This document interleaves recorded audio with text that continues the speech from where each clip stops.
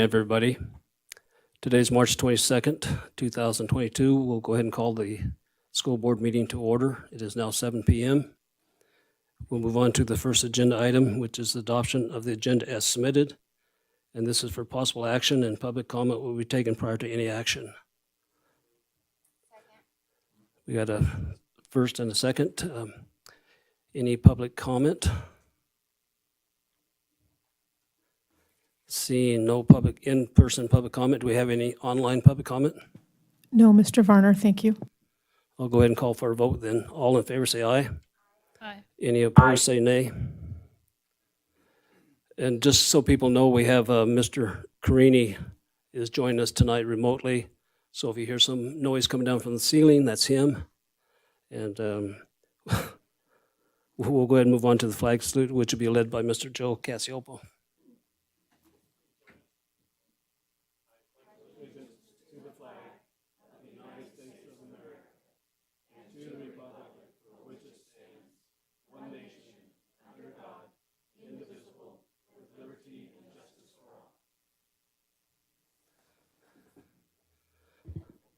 Thank you, Joe. We'll go ahead and move on to the superintendent report, and this is for information only. Thank you, Mr. President, members of the board, members of the community. Our HOSA students from Carson High School recently attended the State Leadership Conference, and that was held during the week of March 13th through the 16th.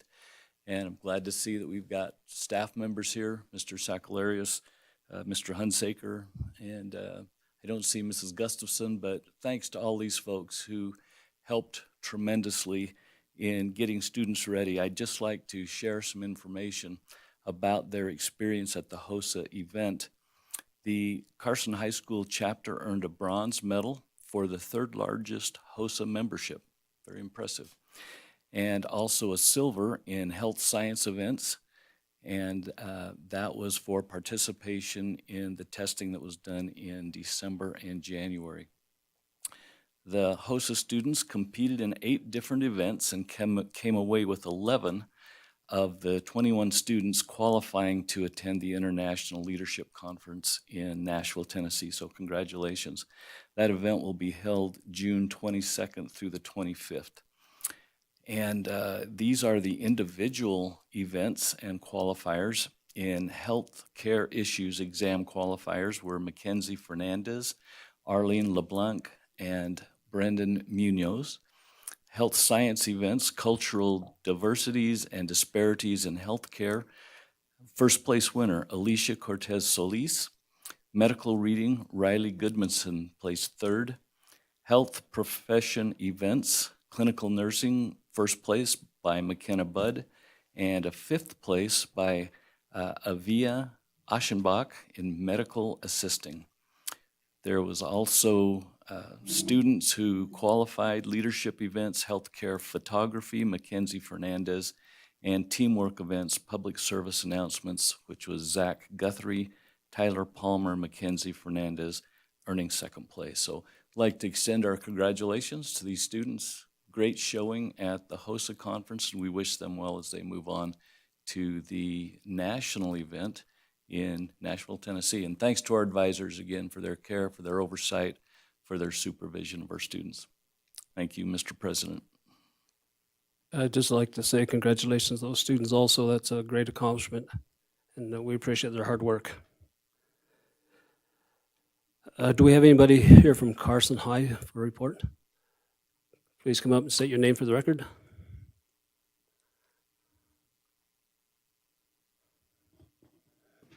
Hi there. So I'm Sarah Wiggins for the record, and just to start off with some of our sports going on.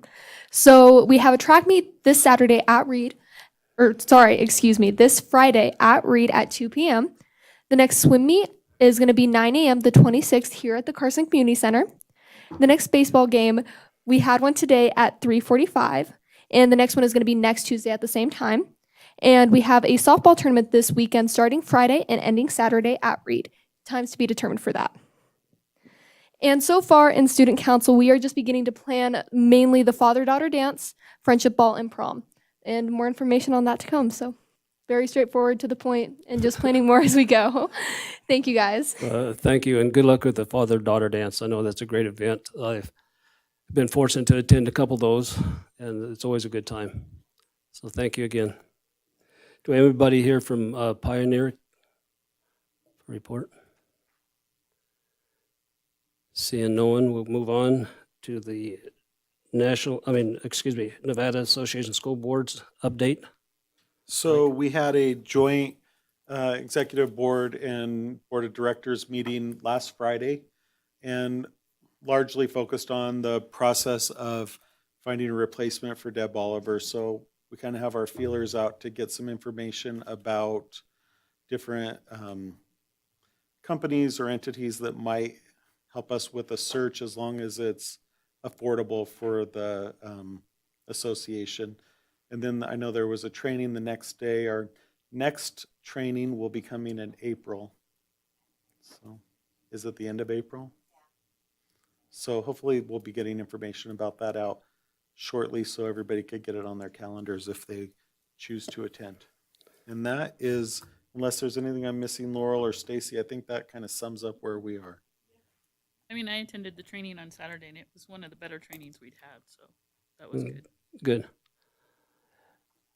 We'll go ahead and move on to board reports. Joe, are you ready? Yeah, no specific report for Pioneer tonight, but just my usual reminder, it's March and students who are looking to go off for college or trade schools or whatever, to just check the scholarship pages. There's a lot of opportunities out there.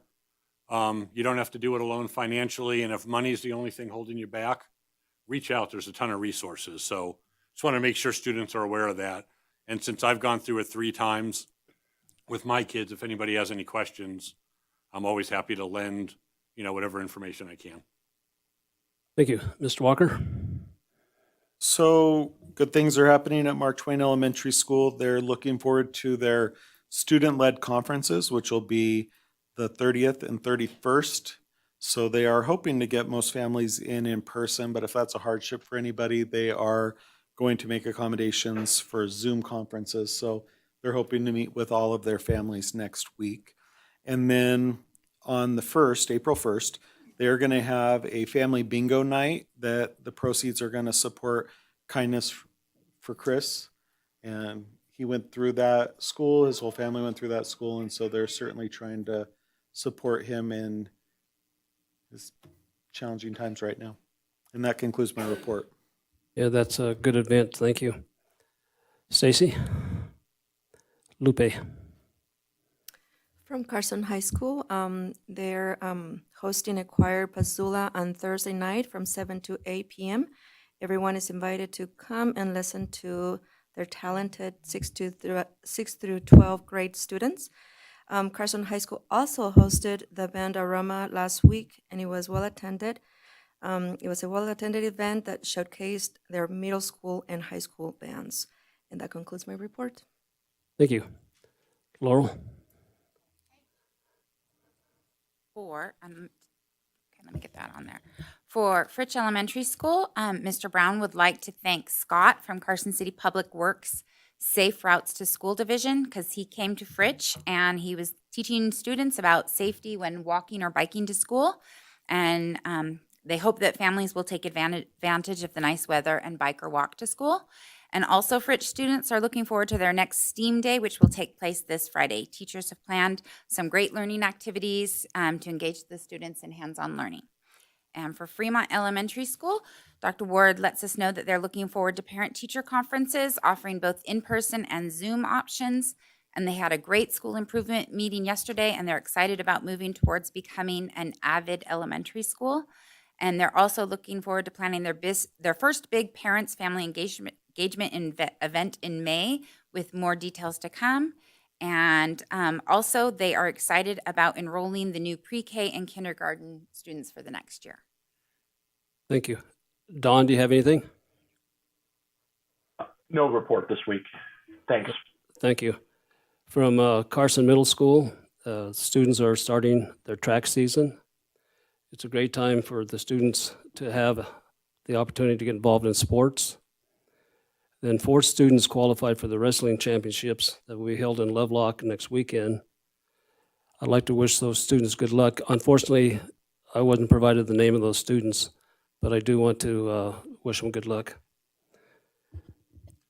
And also, they said it was great to hear their band, had the Bandorama and all the other bands. And this morning, they had a hot air balloon at the school, and the kids had a great time. And it came on, it was their sixth grade science students, and it came at a good time because they just finished a unit on weather and the behavior of hot and cold air. So it was a good learning experience for the students. Their S-spec testing begins next week, April 29th through April 5th. It should be March 29th through April 5th. And they'll be having an alternative class schedule, but they'll have the same school start and ending time. And it should be going out in Parrott Square if it hasn't already. And that's my report from Carson Middle. At Board Woodbury, I don't have a report from them, but I do know that last week they had a celebration because the kids in school read over 52,000 books and words minutes during their reading week. And as a result, the kids got to soak the principal, the vice principal, and the PE coach with water balloons and squirt guns. And I was able to see a lot of pictures from that event, and it looked like the principal, vice principal, and the coach all had a good time. Along with the kids, they had a great time. So that concludes my report.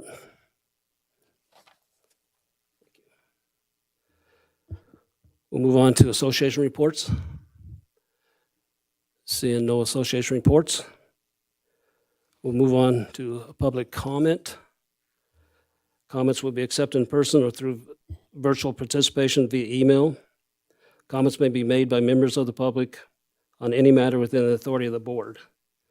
Please note that public comment will be taken on items marked for possible action before action is taken on such items, and members of the public are encouraged to comment on such items at the time they are being considered. Although members of the board may respond to questions and discuss issues raised during public comment, no action may be taken on such matter until the matter is placed on an agenda for action at a meeting of the board. In making public comment, speakers are asked to come to the table or podium, sign in, speak into the microphone, and identify themselves for the record. Speakers are instructed to limit their comments to no more than 3 minutes, regardless of whether the comments are made in person or through virtual participation, and to simply not repeat something somebody else has already said. And this is for discussion. So do we have any public comment? Come to the podium and state your name for the record, please.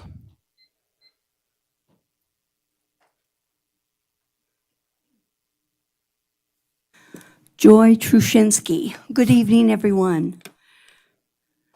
Recently, the University of Pennsylvania swimmer Leah Thomas won the National College Athletic Association Championship meet in Atlanta, Georgia.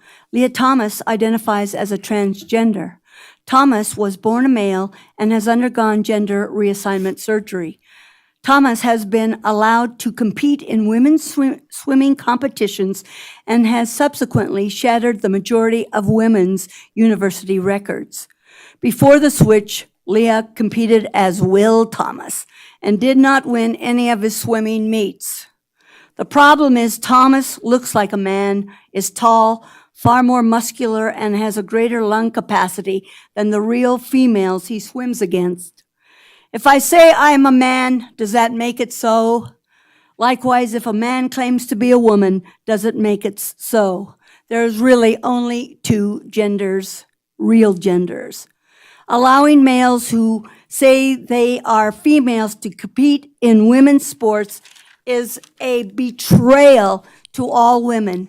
It is not fair, it is not right. What it is reverse discrimination.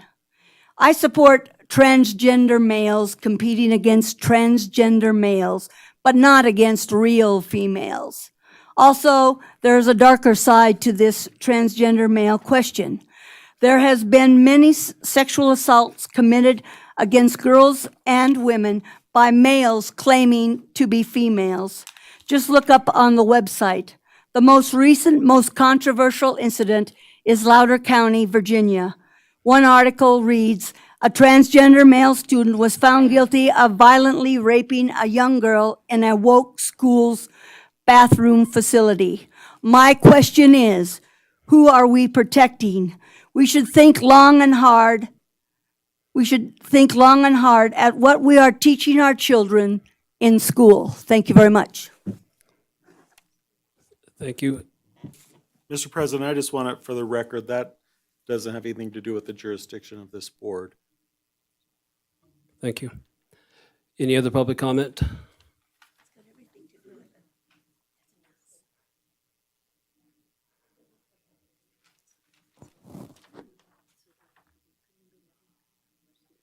What is it?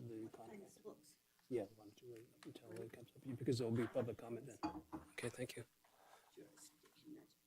The question was, if they're commenting about the contract for the superintendent, I would prefer you to wait until that comes up on the agenda so we don't repeat things. And I have Brett Ballard. Did you want to speak now or about the superintendent contract? I can do it when the action item. Okay, that'd be fine. Any other in-person public comment? Go ahead, Karen.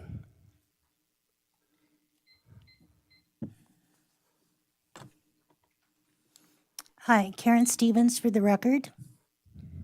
I would like to say that the previous comment has a lot to do with this meeting because apparently we want to teach transgenderism in the school here. So she has every right to bring that up. As a matter of fact, USA Today announced that Rachel Levine is Woman of the Year.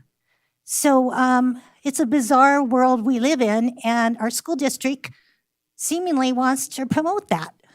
So that's my comment about that. One more time, any in-person public comment this time? Seeing none.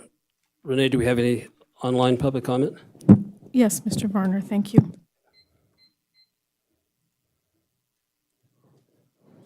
This comment is from Erin Bean. She's a teacher at Carson High School, and she wants to let everyone know how proud she is of Miss Stella Thornton, and that she's a remarkable young lady, and that the board is going to be impressed with her presentation this evening. The next comment, Mr. Varner, is from Robert Harris. Mr. Harris states that he really wants to make the comments in person, however, unable to attend tonight. I want to make the public aware of a few misleading comments that were made last meeting. First, the email comment about a fringe minority group who wants Dr. Goldhart as superintendent. As the representative from District 1, Lupe, pointed out, when she voted for Dr. Goldhart, this is what the community wants, is what she said. I wanted to back up what Lupe and I believe as the truth with facts. When the district had 6 candidates for superintendent and the option to post online comments for feedback, the results showed Dr. Goldhart got 28% more positive feedback than the next best candidate. So Lupe is correct in saying that this is what the community wants. Thanks again for listening to what the community wants in a superintendent, and that is the most qualified candidate available. The second misleading comment that was made was about the state approval of all curriculum in the classes. The state does approve all curriculum for all schools. However, this includes all private schools in the state. My concern is that the district can pick different books than they currently are choosing, but because the board is not directly involved in the books and curriculum, nonprofit groups and the union choose what is used. I want to also understand why the board has not voted on the Family Life Committee yet. In an email that I have not received a response to yet, I asked Mr. Varner and Joe why 6th grade students are learning how to use contraceptives. Tonight, I am asking why 5th grade students are learning how to make proud choices. If this is not approved by the board, why are the children being exposed to this topic? My child was not emotionally mature enough for those topics because this is something I thought was between a parent and a child. Who gave the public school system the authority to speak with my child about this? I don't co-parent with the school district. Please reach out to me with answers. Thank you.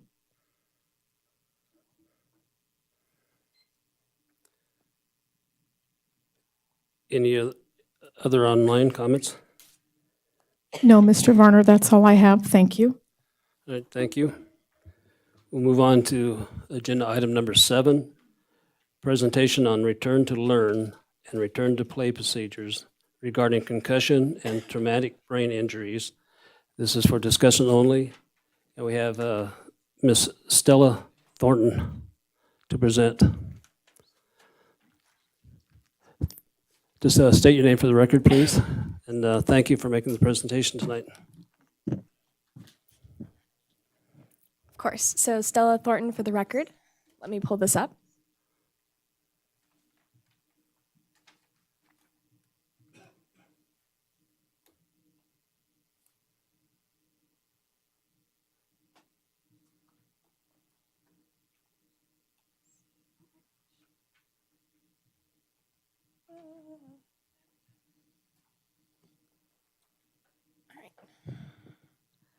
Awesome. So my name is Stella Thornton, and with your permission, I would like to bring Adam Hunsaker and Frank Sacalarios up here with me. Yes, that'd be great. Thank you. Thank you.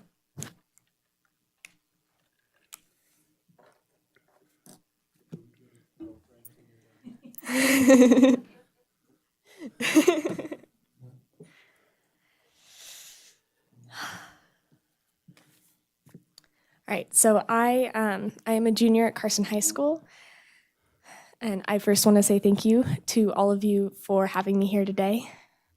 I'm presenting on 2 draft policies, a return to learn plan and a return to play plan for concussions in the Carson City School District. This is personal to me, and it is also part of my AP research project this year, is creating these policies and then presenting them to all of you. I first want to just define a couple terms just so that we're all on the same page. The return to learn plan is when a student has sustained a concussion or a traumatic brain injury and them coming back into school with accommodation so that they can be at school to the best of their ability. The return to play plan is when a student returns from having a concussion or a traumatic brain injury and they're going back into sports to make sure that they can fully go back into sports without hurting themselves again. Concussion is an injury caused by a bump, blow, jolt, or jolt to the head or body, and a traumatic brain injury is the same thing, but it causes more irreparable damage to the brain and it takes longer to heal. So I want to first kind of share my personal experience with all of this. So in September of 2021, I've rode horses all my life, but I ended up having a bit of a freak accident. I got bucked off my horse. I hit my head. Probably one of the only reasons I'm... Oh, it's not. Why did it not? Yeah. It's still up here. I don't know. Here, let me It went try on again. initially, but then it went off at some point in time. Is it? Yeah, I don't know why it's off. We got some help coming. Oh, yeah, no, it is. Cool. Thank you very much.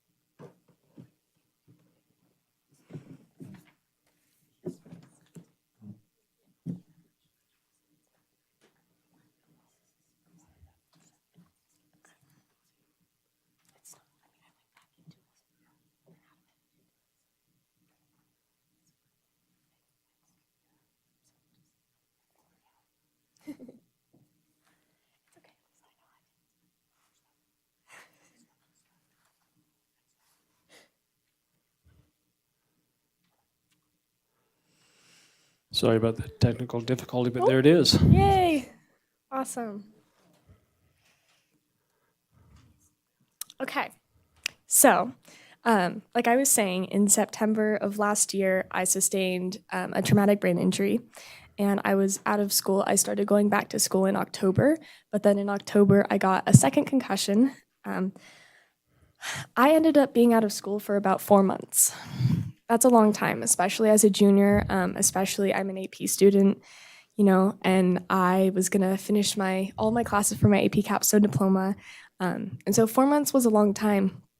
And unfortunately, I personally didn't have that much information on concussions. My parents didn't, my teachers didn't, all the people I knew didn't really have the information. And so when we were able to find that information, I had to fight for every accommodation and every inch to be able to get a 504, to be able to have half days in classes. And so it was very difficult. And I wondered about like all of the students before me and all of the students after me, would they have to fight the same way when they were still in the deep depths of all of their symptoms? And I, especially because since I was in my AP research class, I decided that I wanted to change that. And I felt that there was just this kind of lack of understanding, but also just this lack of education.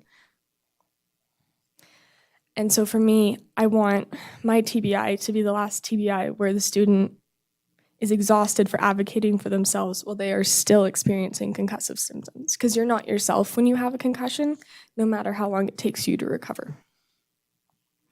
And so with the help of Adam Hunsaker and Frank Sakalarios, I created a survey to survey some of the Carson High, mostly student athletes, but some students who sustained concussions or traumatic brain injuries. And these are two of the big takeaways from that survey is, you know, it is kind of concerning that that happen a lot of concussions, though keep in mind these are mainly student athletes. But the more concerning part is the fact that most of these athletes went back to school when their concussion symptoms were still occurring. And so this means that they were not able to go to school to the best of their ability and to participate in school to the best of their ability. This is what leads me in the right return to learn plan. So there are about... If I missed it, I apologize, but is this students who returned, is this over the course of what period of time? You know, a few school years? As in last the school year? concussions? So all of these concussions are, they range from people who returned like from, 1 day to 5 days. It can be up to a month. It's a variety of when they return to school. But this is, like it says right here, on a case by case. But it is current high school students, yes, who took this survey. Yes. Yeah, no, you're all good, thank you. Okay, so there are about 12 out of the 50 states in the United States that have return to learn policies. And so the return to learn policy is a step-by-step process to gradually assimilate students back into school. The policy that I have contains different information that is helpful for the education of teachers and of students and of anybody else that is in there. And the main part is that a return to learn plan, and of course this is on a case-by-case basis, but a return to learn plan needs to be completed before the student or student athlete is able to return to sports, because student athletes are students first. So I don't know if you have this up in front of you, but if you do, pages 1 and 2 are information on concussions and TBIs. It was very hard for me to find information on 504s and IEPs. I have a 504 in school now. That has helped me tremendously to be able to go back to school to the best of my ability. So I wanted to make sure students would be able to have that information as well. Page 3 is a step-by-step procedure for returning to school. That has a lot of information that it's easy to read for anybody, who has a concussion and wants to know exactly how they're going to return to learn. Page 4 is a daily symptom checklist. That is something that up at UNR, Dr. Murray, who is in the neuromechanics lab, who he uses, Adam Hunsaker also uses that just to be able to record how many symptoms you have when you get a concussion or TBI, and then you can see those symptoms go down to a point where then you are allowed to return back to school full-time or return to sports.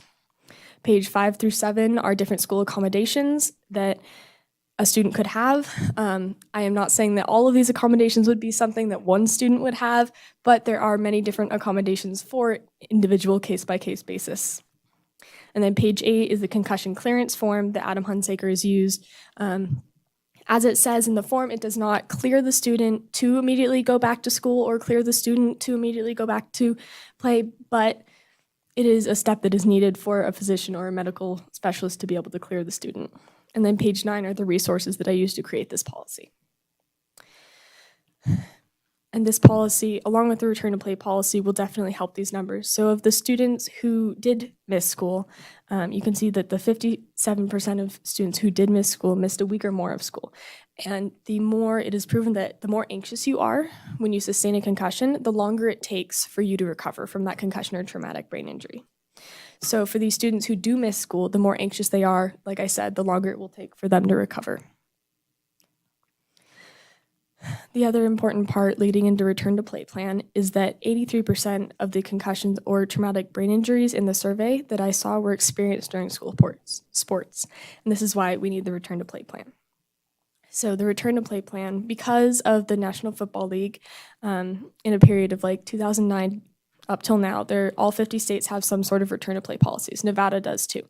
Though it is not a very complete policy, it does help a little bit. And so what I had is Adam Hunsaker had a policy that he created, and so I updated that policy.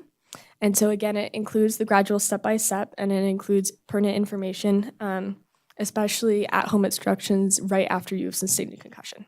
So again, pages 1 and 2 have the information on concussions and TBIs in sports. Page 3 is the procedure immediately following a concussive event when you go home, like what you're supposed to eat, what you're supposed to drink, the symptoms that you need to check for to make sure that, if you need to go to the emergency room, you can go to the emergency room. Page 4 is that at-home concussion care. Page 5 is the return to play concussion procedure. So that is the chart, but made for returning to sports. And then page 6 is that same daily graded symptom checklist. Some of the return to play and some of the return to learn have the same parts, because if it is a case-by-case basis, a student may not need to go through the return to learn and only the return to play because they recover from their concussion in a shorter amount of time. But if it is like my case, which is a rare case, I would have needed to go through the return to learn plan and then the return to play plan. And then at page 7 is the same concussion clearance form for the doctor, and then page 8 is the resources. Now, this is the other important part too, is that the education and understanding of guidance counselors and teachers and all of the adults that are surrounding people at school is this part right here, that most of the students who were surveyed found that they did not feel that their teachers or their guidance counselors were educated on concussions or understanding of them.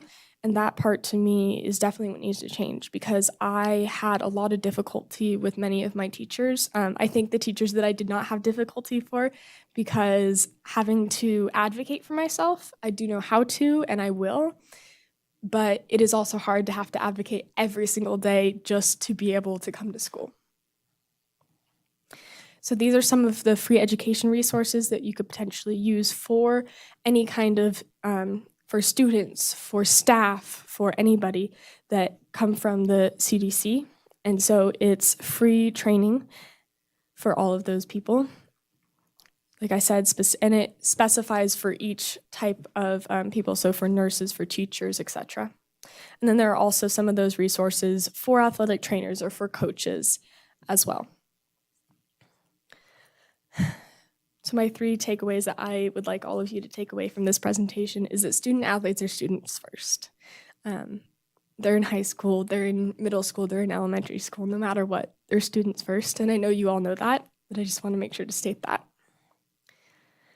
All students should be protected by concussion policies. They're something that does not take money to have, but they are something that is pertinent to protect the health and well-being of any students.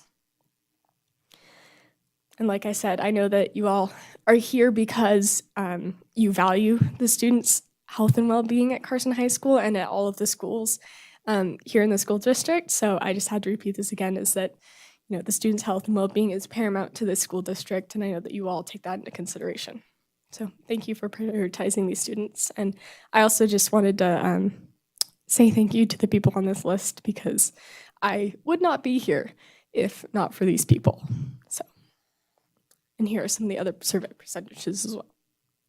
So now I would like to introduce, with your permission, Frank Sakalarios, who has a couple things to say on why this is pertinent information to have in the school district. Thank you. For the record, Frank Sakalarios. I can tell you, when I first started working as an athletic trainer way back in 1995, up in Washoe County School District and going through my education, concussions were, as most of us know, were just you got a ding on the head, you're fine, you have nothing, go back in and play. What we found over time is, as she mentioned, through the NFL and their project, that what we were doing is actually more harm to our athletes and our students than any good. And that's where, around that time, that's when policies started to change. When I was the athletic trainer here at Carson High School, we did institute the return to play policy. It has since been modified, which is great, and it should be, and it should be continued to be modified as needed. And through that, I've seen how things have progressed and how it has affected students in their learning. I can tell you even recently, as you heard Mr. Stokes say, we just recently came back from the HOSA State Conference where we actually had a student who competed, who sustained a concussion, I think 3 or 4 days before she left to go to state, was still having symptoms. And with myself and Ms. Gustafson, both being former athletic trainers, I can tell you that the conversations with her were probably not nice, but very pointed into the fact that she probably shouldn't have been there. But since she was already there and we found out when she was there was not a whole lot we could do to send her home at that point, and we let her participate. I can tell you that that student is still struggling, still has issues as we see her in our health science classes. She struggles throughout the day.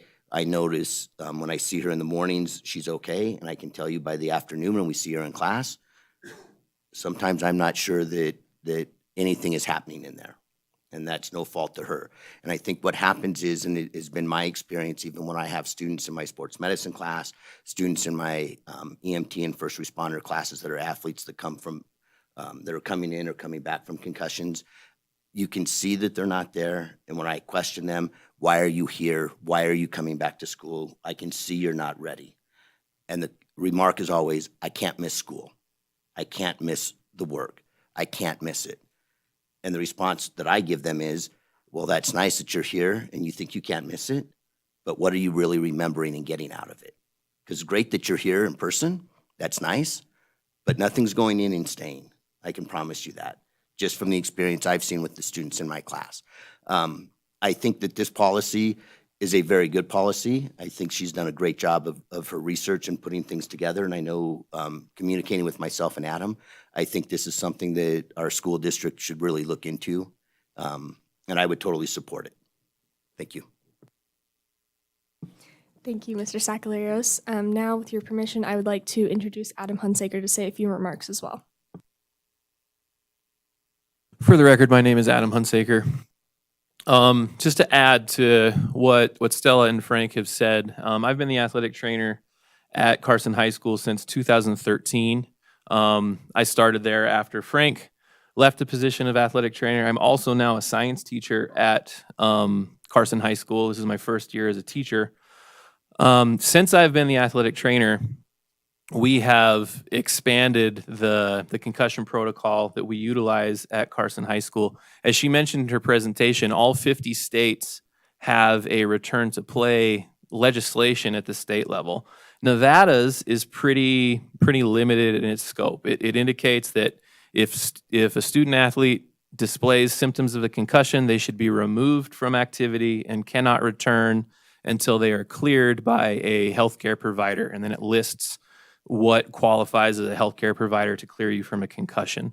There is no actual formalized return to play plan in the state legislation. And so when I came here, I looked at what we were doing, what Mr. Sakalarios was doing, and I kind of more formalized that process. And so we, as a policy in the athletic department at Carson High School, have been utilizing a return to play plan since I started in 2013.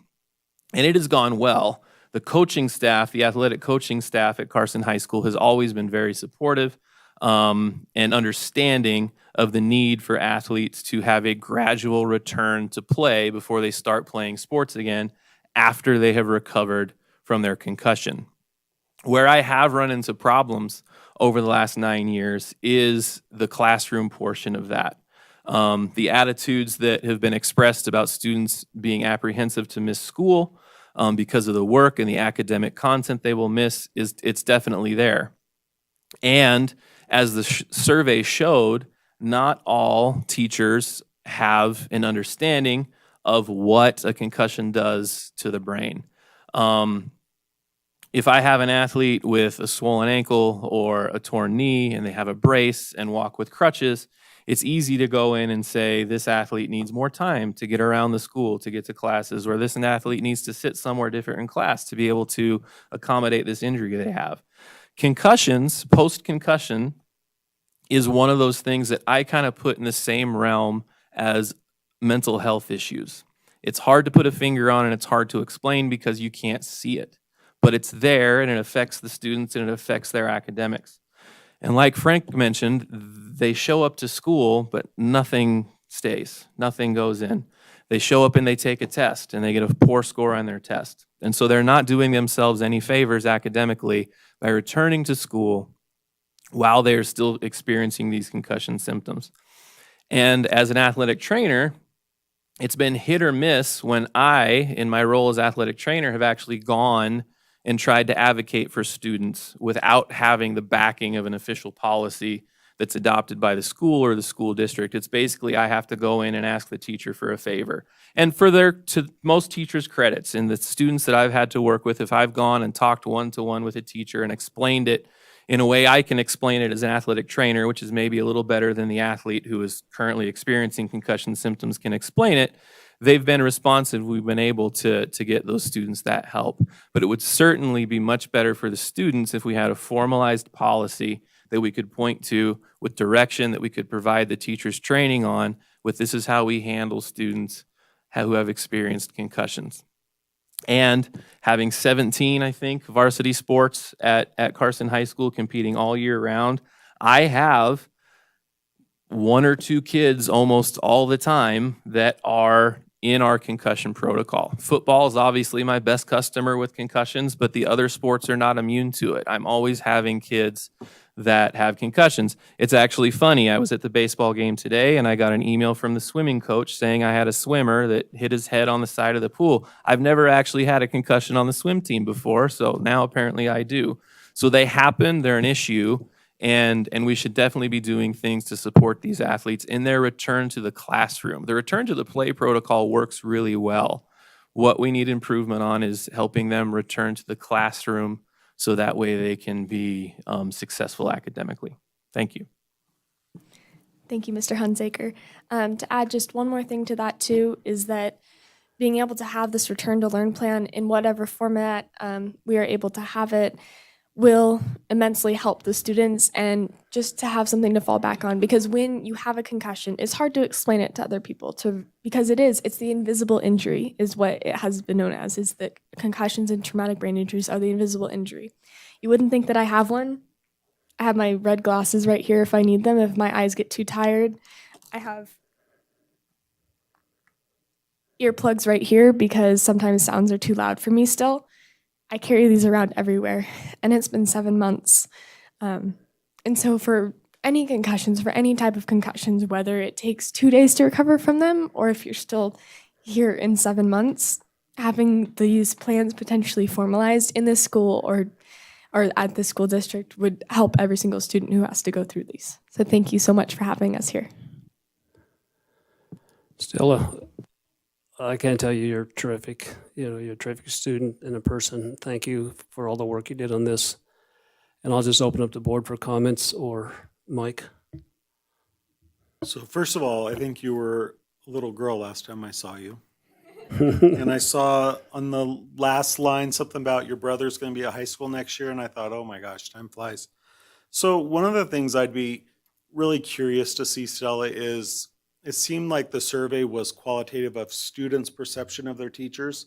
And I would love to see, there is so much to learn about brain injuries, and education is huge. And I think our teachers do need to learn more about it. And so I would like to see like an actual survey of administration about what types of training they provide the teachers. Mr. Stokes, at the district level, what is provided, and then also of the teachers themselves, what have they learned about it? Because that's one of the things that with any policy, we're going to need an education piece, because teachers like to be in control of their classroom. And so we need to say, this is why it's important. Here's how we help the students. And so I think that that's a great place, like a next step to really help you really strengthen the policy. Thank you. Stacy?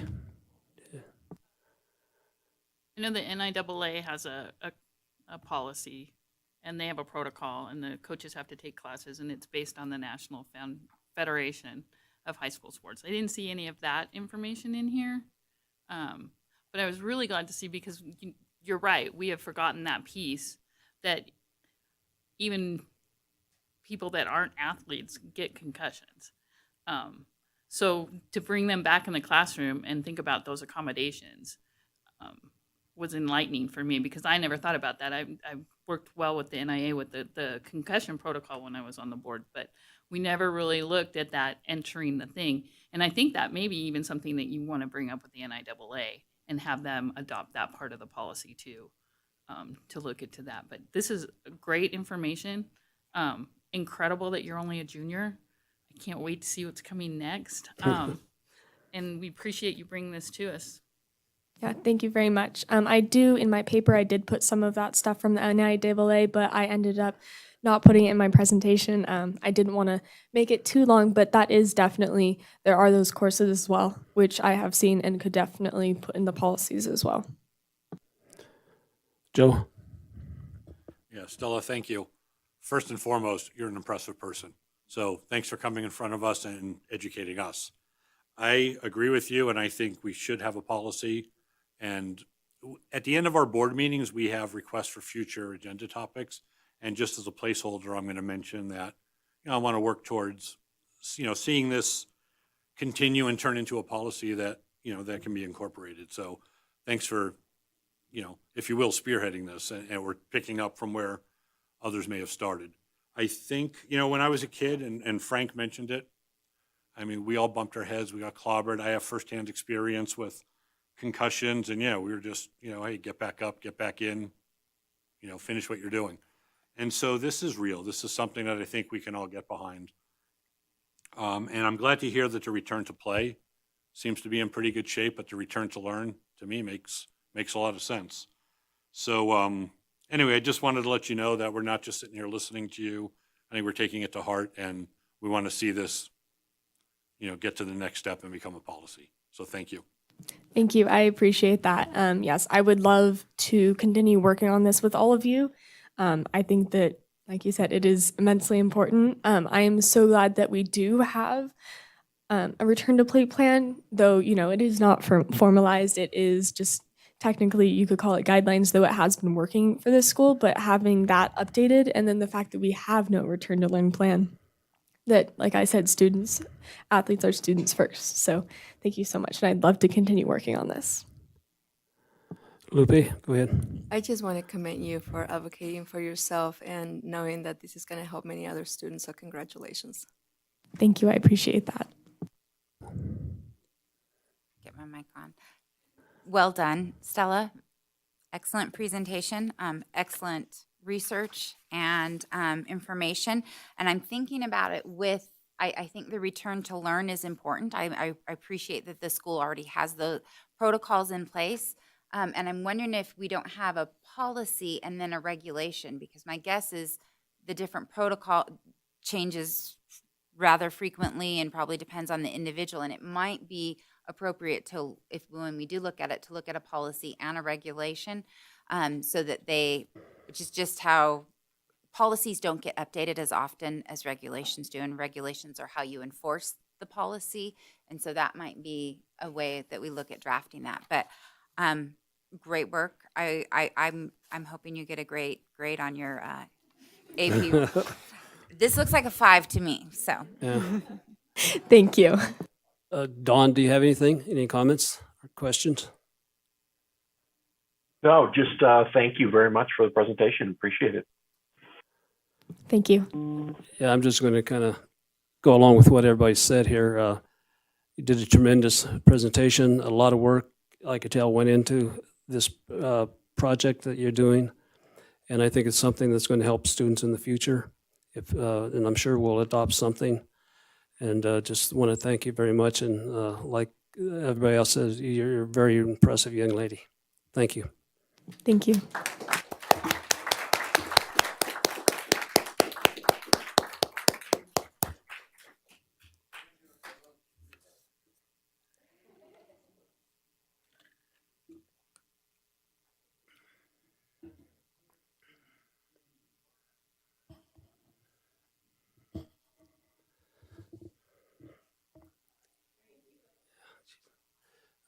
I remember my son used to have them playing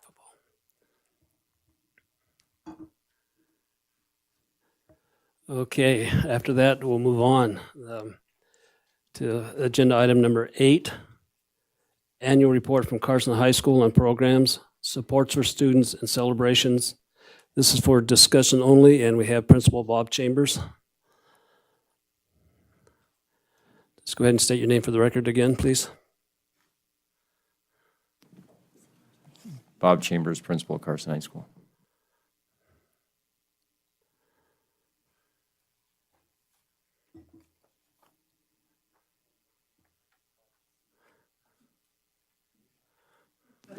For sure.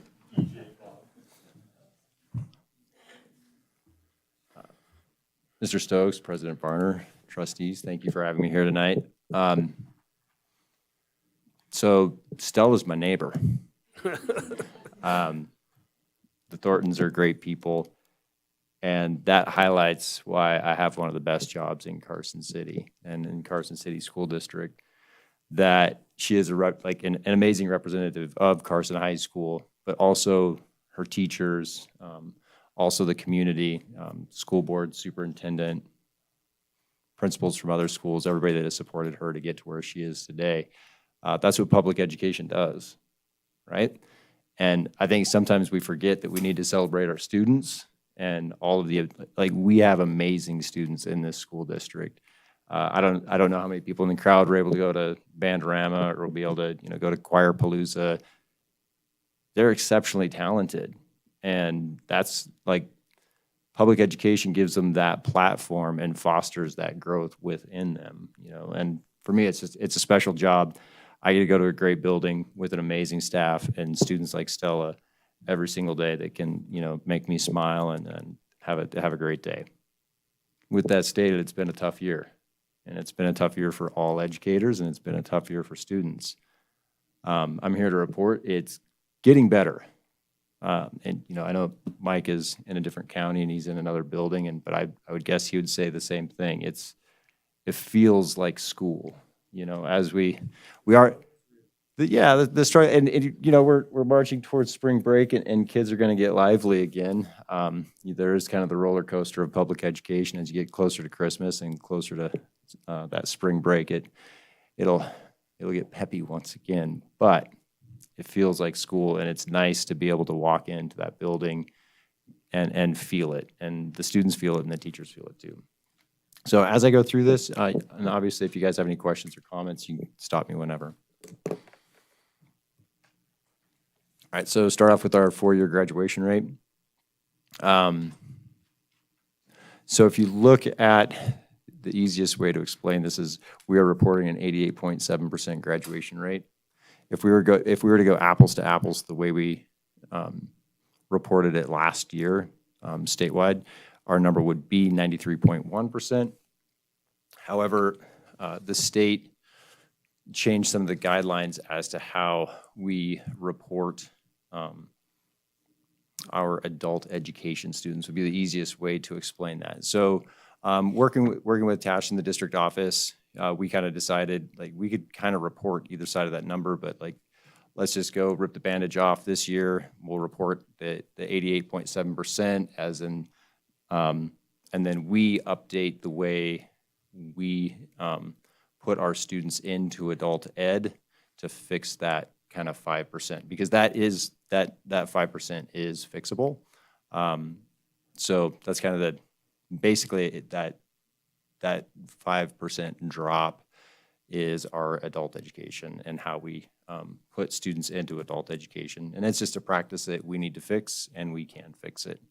So I don't know if you're aware, but Carson High School is also an alternative school. So basically the way we fix that is students that need to go into adult education, we will do that through our site, where previously we used Mr. Santillo's actual adult ed. And so we'll no longer use that practice. So we can fix that.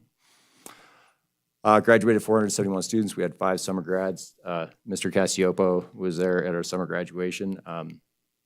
It might seem silly to some that we hold a graduation ceremony for 5 students. If they want to put their head down and grind and get it done in the summer through summer school, if I have 1 student that does it, I will hold a graduation for 1 student. Like, it is that important to me that we get as many students across the stage. As you know, a high school diploma just means more opportunities for that student. And a life without that high school diploma is a life that more than likely is going to be a lot more difficult for them and have, a financial impact in their life and how they acquire jobs. So I live in this town, I raised my family in this town, and I want as many high school graduates and going off to post-secondary education as possible. It's hard work to graduate. And I had this conversation with some of my colleagues on the State Board of Education when we're pushing for career and college readiness diplomas, and I think that's a hope for everybody. We'd love all of our kids to get that, but we still have to celebrate every graduation because there's a lot of work that goes into getting across that stage. And so I commend you for celebrating that. Those kids deserve it. And I think a lot of people need to remember that we live in different financial times in Carson City. I did not have a job until I was 18 years old. Like, my job was to go to school, and I didn't do a super great job of that all the time either.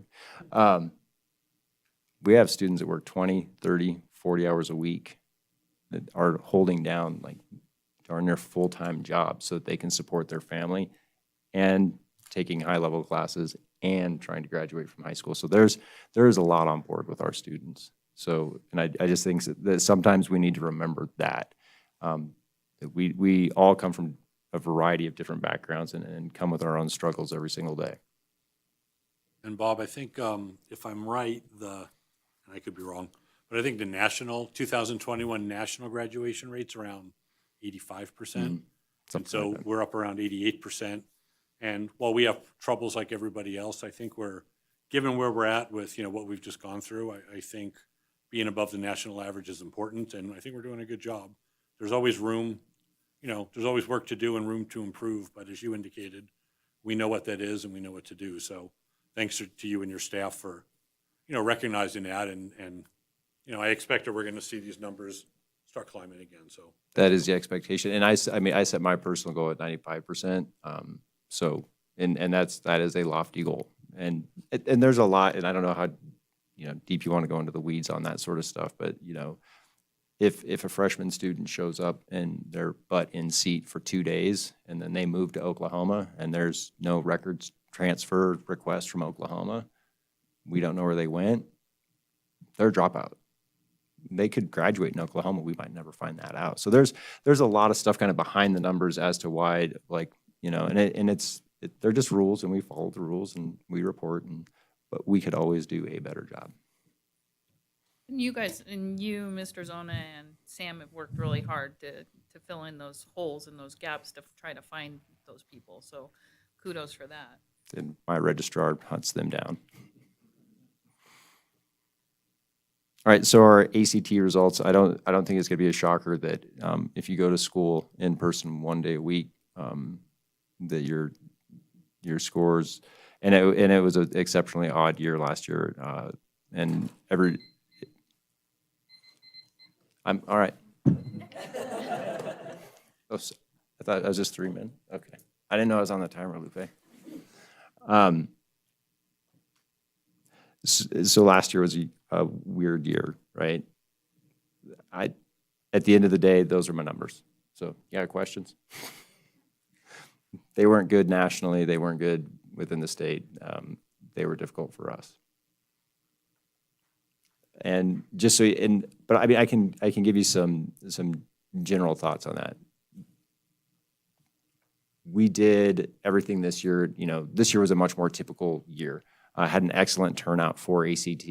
Dr. Molden did a fantastic job. I think we only have like 29 makeup tests to take. So like an amazing turnout for that, which is always like really good to have like most of your students show up. That's a very good sign that they took it seriously. They were well informed and ready to go. We did all the background building for them. You know, the boot camps and all those things. But I want you guys to know that when you do that stuff, it's kind of like cramming for a final, right?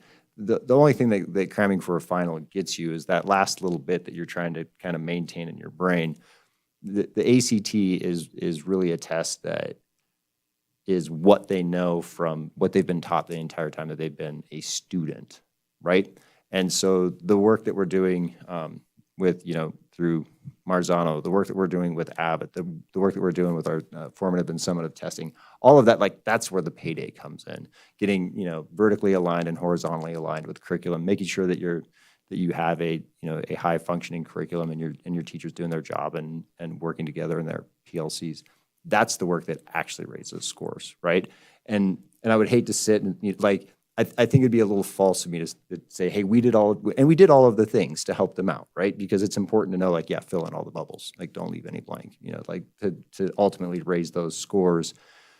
But you get the real gains that Carson High School experienced, both, you know, in the past years was the hard work that Tasha put in to clean up our curriculum, to clean up what we do, and make sure that we're doing everything properly. It's my job to make sure that we continue that work going forward in that manner. And then just across the district, you know, that, you know, pre-K through 12th grade that we're vertically aligned and doing all those things that we need to do. Questions? Just a comment. I think with ACT scores for the next couple of years, we're going to need to keep that in mind, that the kids and the nation and everyone has been through a trying time and in some ways a trauma. And that's going to affect scores, I think, for quite a few years before we see them start going back and being reliable indicators of what the kids have actually learned.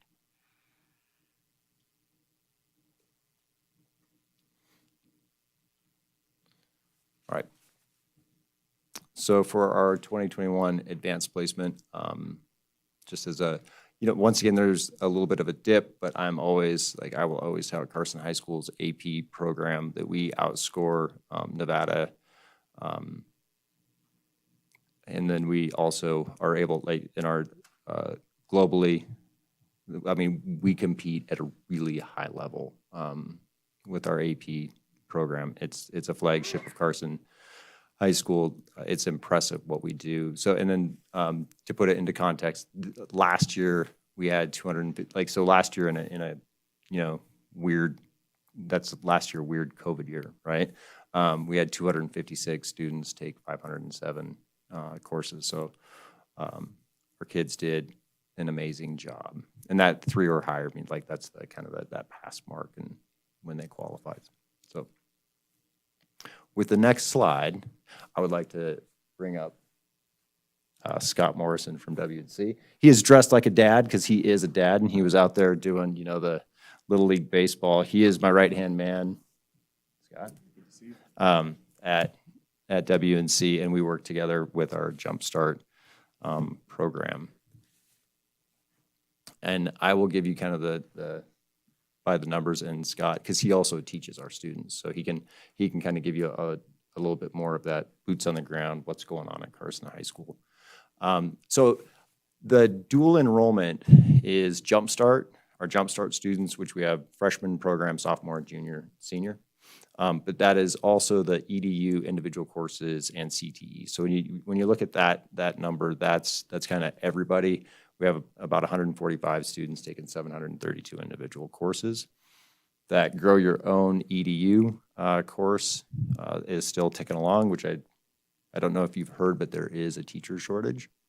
So it might be important that we try to get kids into that and get them interested in going into education, because at the end of the day, it becomes very difficult to run a building without teachers. That's hard to do. So they are an important factor in that. Where it says individual courses, so that would be maybe the easiest way to explain if a student wanted to take auto body, right?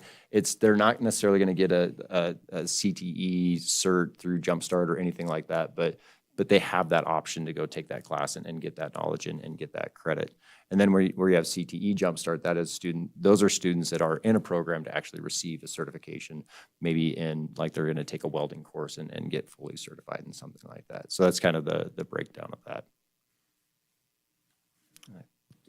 Okay, thank you. Scott Morrison, for the record, from WNC. I'm the director of the Liberal Arts Division and also math faculty. And proud to say I'm teaching for my fourth year straight in the Jumpstart program. And I'll kind of circle back to that, but I wanted to share some kind of high-level numbers that I find to be really impressive. And before I dive into that, I want to just mention that the partnership with Carson High School in terms of dual credit is already strong and has been established for many years, thanks to the hard work of many folks through the community, leaders on every side of this, and it ends up providing really good opportunities for our students. And that's the goal. And what you can see here is that there's more and more options all the time. It began with a relatively small set of classes that students had the option to take, and it has grown now to where we are turning out associate's degrees for graduating seniors from high school regularly. And that's a sign of a healthy operating partnership and pipeline for these students. But there are many other students who are taking advantage of the opportunity to take college classes early, to get a taste of that, to get a connection with an institution of higher education before they leave the supportive environment of their own high school. And so what we're doing is clearing that gap that can happen when students graduate and then need to make a new connection with a new place. And sometimes they fail at that. So we're filling that in and giving them the opportunity. In the 2020-2021 year, I think, it's hard to look back at that time and look deeply at, what a struggle it was to really continue to provide good services for our students. We're struggling with all kinds of things. But in that year, we still had 145 dual credit students, dual enrollment students with Carson High School. And we had several with Pioneer as well. And during that time, 87% of those students passed all of their classes that they took. 87%. That's actually lower than it has been in the past, but during that year, that's a really impressively high number. 93% of the courses that were attempted were passed. So that's where students earned college credit that went on a college transcript. They could transfer to UNR or anywhere else, but many of our students go to UNR. Many also transfer to schools outside the state, and there's an established kind of success track record there as well. 76% of the course grades that were earned were A's or B's. And that speaks to the partnership that is the supportive environment of the high school with the involvement of the college and the extra support pieces that these students take advantage of. And so we've got, and my point with all of that is really that there's this strong growing partnership, and it's really also to say thank you to all those involved.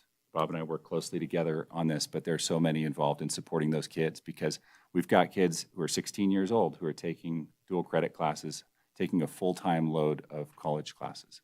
And we've got kids in 9th and 10th grade starting out with one class per semester, being successful and scaffolding up toward a degree. 43% of the students served represented traditionally underserved ethnic populations during that time. And that number's been growing year over year. So we're providing greater access to students who've been traditionally underserved. And so I'll talk just a little bit. I could talk about Jumpstart and teaching students all day long, but I will kind of go back a little bit to that 2020, 2021 year. And I was finishing up the second year with the second year Jumpstart students there, and I taught the calculus sequence, Calculus 1 and Calculus 2. Those were students who began as juniors in 2019, and they took pre-calc. They did great. There were 31 who started, and 30 of them finished both semesters of pre-calculus and then went on, and many of them decided to stay on the math pathway and take calculus. And we had about, I think about 13 of those kids who finished Calculus 2 in the spring semester of their high school graduation. That's a tall order. I mean, that's a hard class. These kids were on their way toward being professionals in sciences, I mean, hard science pathways, engineers, or some that just didn't know what they wanted to do yet, but they knew they were being successful in college, and they had the opportunity, so they took it. Others spread out into different areas, but I shook hands with them on their way through graduation, or fist bump, as was the time when they graduated, at our drive-through graduation, and it gives me so much pride to see all those kids and many others from other area high schools graduating as well. This year, I've got 19 juniors again, so I kind of reset and went back and started with the Math 126, 127 pathway again. 19 kids, they're all doing great. There's not really a risk among any of them academically. They're all working really, really hard. And like you said earlier, it feels like school again, finally. I do teach on the Carson High campus twice a week. I go there and see the kids, and it feels like it's kind of getting back to normal. So thanks again for all the partnership and support, and I'd be happy to answer any questions. It's not really a question, but a comment. When I went to Pioneer High School with Mrs. Allen's class, and not only were they getting college credit, but there were kids in there that never thought that they would be able to do a college class. And so that, just having that class made them change their mind and think that they could go to WNC or UNR, which was amazing, that they finally could see that they had this potential to go. But they wouldn't have had that opportunity if we didn't have these dual credit things. So I appreciate all the work that everybody has done to make these things possible. I mean, it's been great for those kids that already knew they were going to college, but to talk to some of these kids who, they're like, I never even thought I could do this, and they're excelling. So it's amazing. I'm so glad we're doing it. Thank you. Yeah, knocking barriers out of the way for these kids so that they can give it a try, find out what it's like, and they flourish. Joe, go ahead. As always, thank you. I think the partnership that the school district and the high school has with WNC, and the partnership really with Jumpstart that we have with a lot of universities is fantastic. You know, I have a daughter who, it was a tough time to go to college, but she did very well. You know, she did Jumpstart, the 2-year program where she got her associate's degree while she was in high school, and she'll be graduating from UNR it took her 2.5 years because she went to ASU. And the reason I'm bringing that up is not to toot her own horn, but she can't hear me, so I can toot her a little bit, is, you know, she went to ASU, and we always wonder, you know, how do our kids compare? How do they compete with other kids? And she did well, A's and B's at ASU. Then when COVID hit and the school wanted to charge us a ton of money with little resources, we pulled her back, and she's finishing up at UNR, and again, doing very, very well. So the high school, the Jumpstart program really prepared her well. And her, you know, the kids that she went to school with, and even the ones before her that I check in with, all did really well. So, I mean, it really is a good program. It's not for everybody. And I try to tell parents and kids, you know, there's plenty of room, and the program shouldn't feel like they're competing. You know, if you want to go AP, you go AP. If you want to go Jumpstart, you do that. You know, I try to encourage them, do what you want to do, because that's how you're going to be successful. But I think we've really helped these students achieve at the level they want to achieve at. So thanks for everything you're doing. Lupe, go ahead. I also want to express my appreciation for what you guys do for these students. I also had the opportunity to have my daughter go through this program, and I also had the opportunity to be part of the program when it was implemented at WNC. So I definitely am a strong supporter of the program, and I know how many students have benefited from it.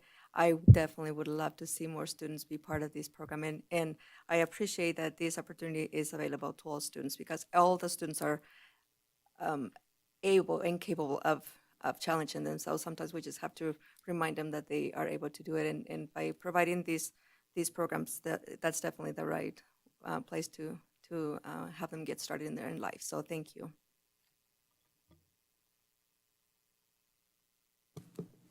Thank you, Scott.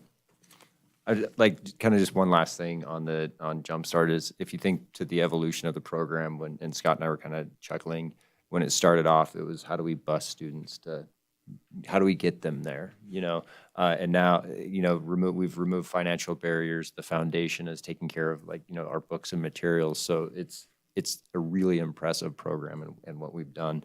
And then at the end of the day, I always kind of go back to we are all part of this community.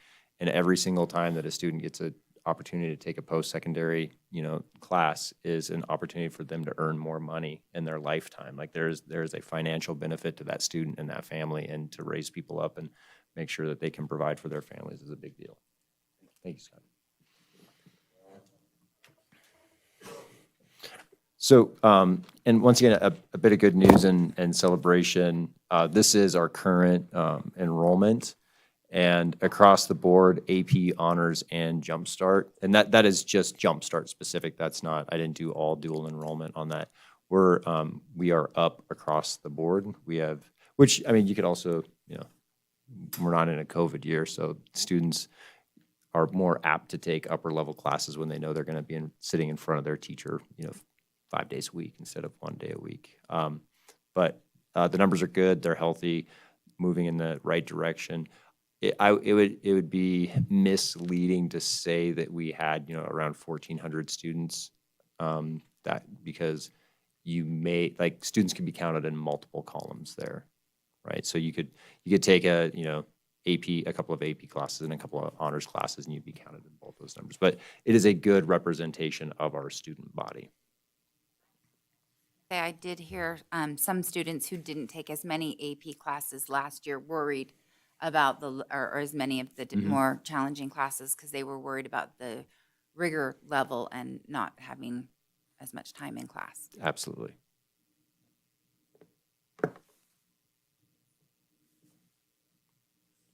Once again, a little bit of a dip with last year with students going in for the Millennium Scholarship. However, still a strong number with our qualifiers qualifying through the ACT or qualifying through their credits and GPA. Mr. Chambers, for the public, could you tell them what the student has to do to qualify for the Millennium Scholarship? Off the top of my head, they have to score high on the ACT and they need good grades. I'm guessing Tasha probably has it. Oh, Tasha knows. That's why. But it's I can phone a friend because I don't even have to look, and she's red right now, and she's wanting to come up and tell you what that is. That's 3.25. Thanks, Tash. 24 credits. ACT score? To qualify for the ACT? Yeah. By the ACT? Yeah. They have to have the qualifying score based on your previous All right. Thank you. Mr. Chambers? And Ms. Fuson. Thank Yes. you, Tasha. Another great thing about being the principal of Carson High School is Tasha is a computer of knowledge. So when I don't know something, I have an excellent phone a friend to always help me out. She also writes my evaluation. All right. Chronic absenteeism is down a bit this year. Not a shocker because students aren't clicking a button to say that they're in school today. That was, just a very difficult way to go to school last year. The good news is if you, I have an interventionist and her main job is attendance, right? And that's one way that we're using our ESSER funds to really focus on getting students back into the building, because it's been difficult getting students to re-engage with education. So the good news is, if you were to take away our medical, which does count against us, right? Like that is part of like how the feds count that. We would look very close to our 2019 percentage. So if you kind of took COVID out of the equation and why students miss school, we would be back to what it's always kind of looked like. So that would be the good news. Still a lot of work to do. So, what do? We bombard parents with robocalls, parent square messages, attendance letters. We have student conferences, parent conferences, whether that is a direct conference where they come in or we Zoom the conference. Students placed on attendance contracts, which are then monitored. We have home visits. Some students have to go to a student review board. And then also, like, parents can be cited, right? So attendance is beyond critical for a high school to be successful. Like, the students have to sit in the seat to receive the education so that they can score well, and so that I can report out, happy numbers for everybody. So that is why, I felt it very important that I have an interventionist, and her main job is to focus on doing all of those things. Right? It's one person for 2,300 students. So it's a big job. And not that 2,300 students are chronically absent, but you get the idea. It's a big job. Questions? All right, and so what are we doing to support our students? We do have before school, at lunch, and after school tutoring. So, and for a myriad of reasons, students might not be able to attend, the before school is super early. I get that. After school, a lot of times they have to go to work, but we also have lunchtime tutoring to help support them. We have an academic support class for our freshmen and sophomores who are really struggling. And then they are a targeted group of students who get invited to come to this class to help them get back on track and recoup the credits that they need. We offer AP enrichment for our AP students, which is just a chance for them to knuckle down and work on their AP work, because it is difficult. We now have a Jumpstart liaison on staff, so a staff member who works with our Jumpstart students to make sure that they're taken care of and they need their needs are being met. Obviously, school counselors, social workers. We now have a calm room, so we switched around the high school a little bit. If you're familiar with the high school where the counselors are, the office right next to them, we changed that where our school social workers are. So the social workers and the counselors, and they're working in unison. The social workers used to be out in the tech center. It was a bit odd to have back and forth. They weren't really working well together because of the physical distance. So we moved them together. They're working well now. Our school resource officers are awesome. I don't know where they went, but they were just here. Hindenburger and Mead are awesome, and they do a great job for us. Once again, I already mentioned the attendance interventionist. It has been the lunchtime intramurals it was slow to take off. I really thought that the basketball, I literally have like 100 boys in the small gym that play basketball. I'm like, we are going to, our first one is going to be intramural basketball, and we're going to run tournaments, and nobody showed up. Like crickets. FYI, volleyball is super popular. There's like 75 students in that gym, in the big gym now, playing volleyball. They do their own teams, and they're running tournaments and having a great time. So, because we did basketball first, then futsal, and futsal was pretty well attended, and then volleyball was last, and volleyball is huge. So and what that also does for the school is that takes another 75 students out of the hallways. It decongests that area, gives students more room to move. So that's working pretty well. Obviously, we're back. The clubs are doing everything that clubs do. Sports are doing sports. Choir's doing choir. We're actually doing school this year. Put on FAFSA night. We've had 2 FAFSA nights for our parents for, how to do all the informational part of how to do scholarships and the technical side of doing that. And then just kind of a little highlight from Miss Gordon. She has been working really hard, like every senior English class, made sure that they know how to write the scholarship essay. They have all the scholarship information so that if that is the direction that they want to go, that they have been well informed and well prepared to do that. So that's just sort of how a brief shot of how we're supporting our kids. Any further questions? Joe, do you have something? Well, I was going to say something. Oh, Mike, go ahead. I was just, one of the things when you talk about your data and there's dips in the various data points, right? It's, the size of your school. I run a small school, fraction of the number of students you have, and it's exhausting. And so to run a high school of your size, coordinate as many programs as you do, I mean, it's huge. And so I think you have to give yourself some credit. You kept the school open. These kids are getting an education. They're moving forward. And so, we're going to see some dips, like Laurel said, for a while. But we'll build from here.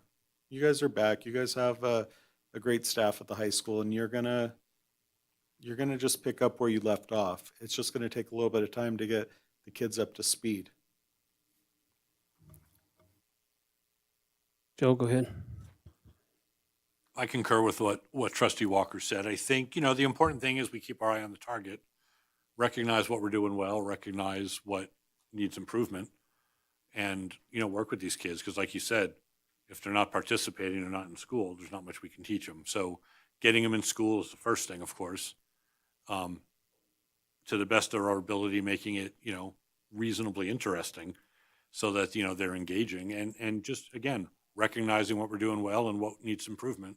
And I think you're doing that. And, again, my hat's off to you and the staff because it is hard work. It's a big school. I went to a high school that was that size when I was a kid. And if you wanted to stay invisible, you could. And it's harder to stay invisible these days. And, and that's due to the hard work of everybody. So thank you. Any other questions or comments? Don, do you have anything? Oh, no, not really. Just if you're wrapping up, I've had now the second child going through Carson High School. My first is in graduate school. My second's about to go to college. It's really been successful for our family. If you want it, the opportunity is there at Carson High. I really appreciate it.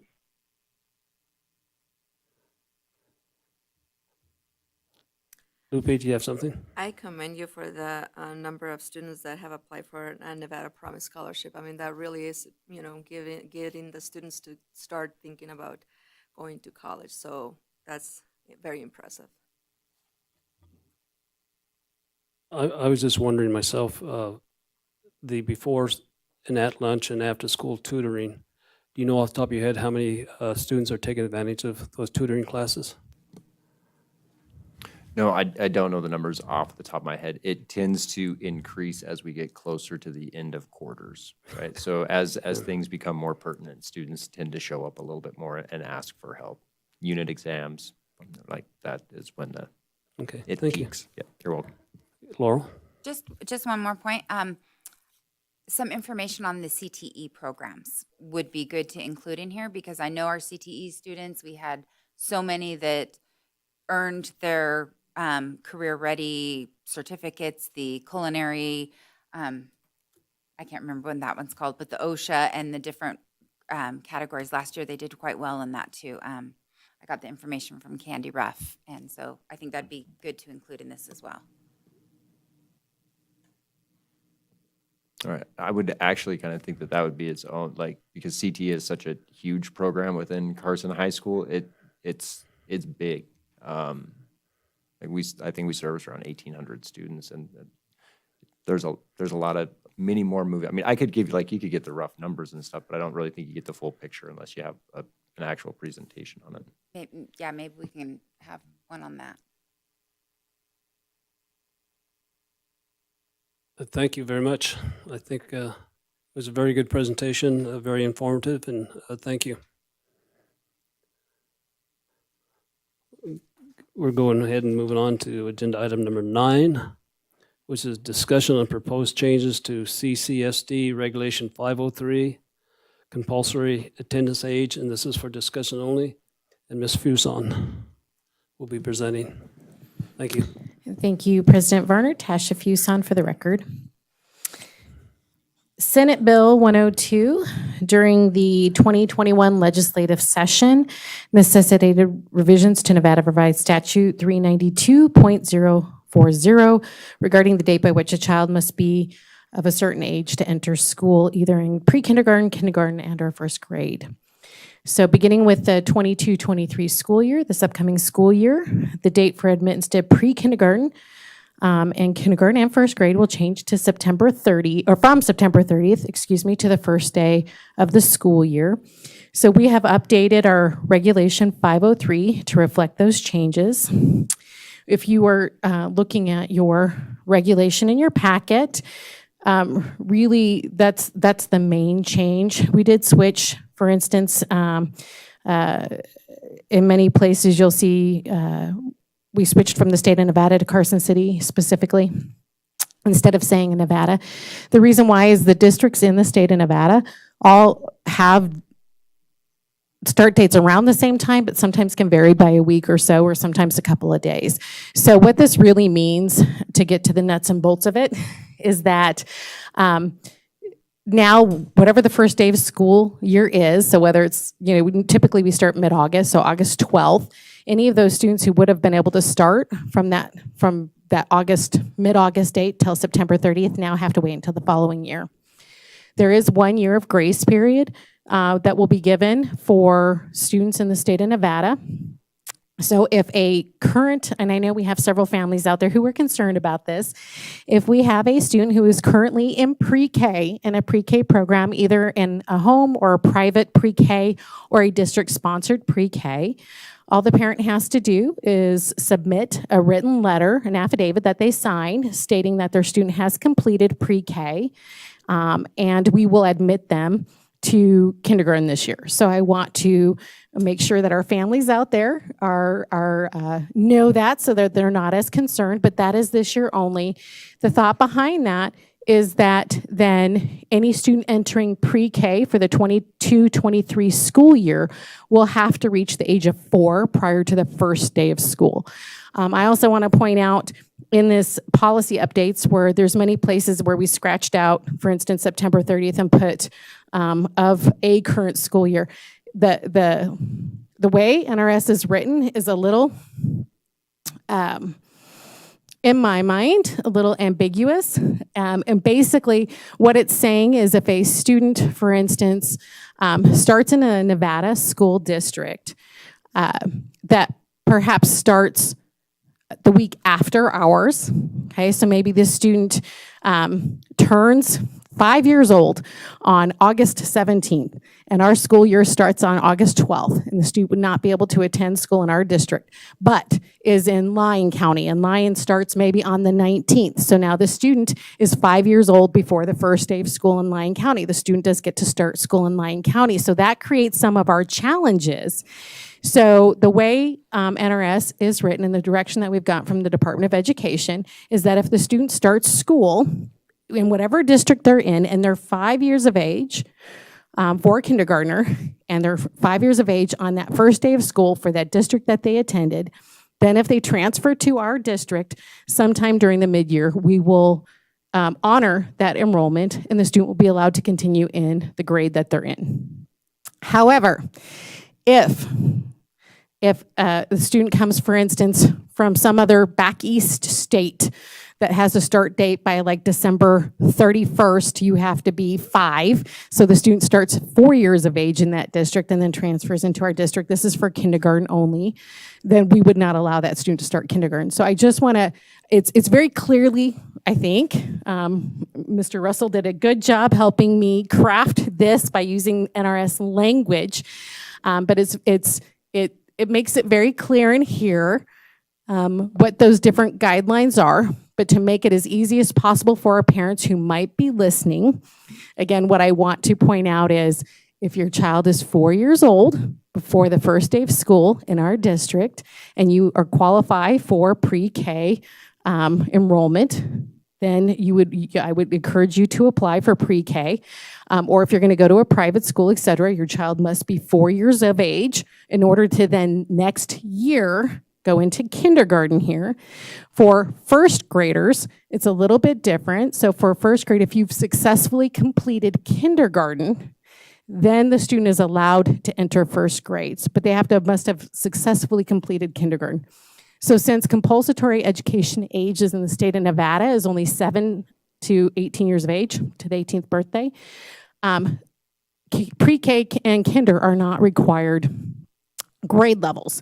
So it's important for our families who've chosen to homeschool, for instance, their child in pre-K or enter kindergarten, that they're aware of those entrance guidelines. So we've put that information on our website. We've also put out a notice in the newspaper, in the local newspapers, and we are really highly encouraging our families to call the school if they have a question. But in terms of the policy, like I said, it's really minimal what you're seeing as update. You're seeing this scratched out of September 30th, and you're seeing the first day of the current school year. So the other part I would like to point out on this update in the regulation is on that second page, we did scratch the last section that it says exceptions for enrollment, and that was because this is actually addressed. This is for special needs students entering school at the age of 3, and it is actually addressed in different NRS and in a different place within our policy. So I felt it did not belong here, and it kind of muddied the waters. That's the only reason why it's taken out of this regulation, but it's still pertinent. So if a student is in child find or provided early childhood services through our student support services, then the child can be 3, but that's very specific for a student with special needs. So it just didn't make sense to put it in this policy, so that's why it's scratched. But otherwise, that's pretty much the intent of this update, is again, just changing that start date. For our families that are from military families, the way state law is written is if you are transferred in the military to our state, then whatever grade your student is in, whether it's pre-K, kinder, or first grade, we then honor that enrollment just as regular transfer. So it is different for military families versus non-military families. So that is also in the regulation. But that hasn't changed. That's been the same in state law. So again, the real change is just the start date from being September 30th to being the first day of whatever the first day is of the district calendar that year. Do you have any questions for me? I would say just keep blasting this information out there, because I'm anticipating a lot of mad parents come July and August next year, and I think all of us are anticipating that. So the more we get it out there, the more families are prepared. Yes, and I agree with you. Thank you, Trustee Walker. And I do want to assure our families that state law is state law, so it doesn't matter if you're in Lyon, if you're in Washoe, if you're in Douglas, or if you're in Carson City. It is the same law, and those start days are the same. So it is not something that we chose to change. It was changed in the legislative session and changed in NRS. But again, for those families, because several families have reached out with kids that are in private pre-K this year, wanting to make sure their children can continue on to kinder next year. And the answer is absolutely. Just bring in a letter that you've signed stating that your child is successfully completing or is completing pre-K currently. And, whether that's in your home school environment or whether or not that's at a private, but you'll need to sign it and turn that in with your registration at the school. And that is fine for this year. But that is only allowed by the Department of Ed for 1 year and 1 year only. And Laurel, go ahead. I just want to thank you for making that clear, because and that they're allowing that 1 year allowance, because you've got families who've already enrolled kids for 2 years in pre-K, and then there's no other program for them to go to because they were planning on their birthday falling before September 30th and being able to attend school. And so this helps us to not have people wanting us to push the date of school back, even though some people still want us to start after Labor Day. But that helps with it. So I'm grateful that is for those families that have already made those plans. If you have a kid in pre-K this year, you can, or if they're not coming right into it, do another year of pre-K and make that. Any other board discussion? Joe, go ahead. Thanks, Tasha. I just had a general question for you. I haven't looked into other states and their attendance laws, start dates, if you will. Do you foresee, is there any talk in Nevada about having this compulsory start date occur earlier so that a student, basically it would be mandatory to go to kindergarten?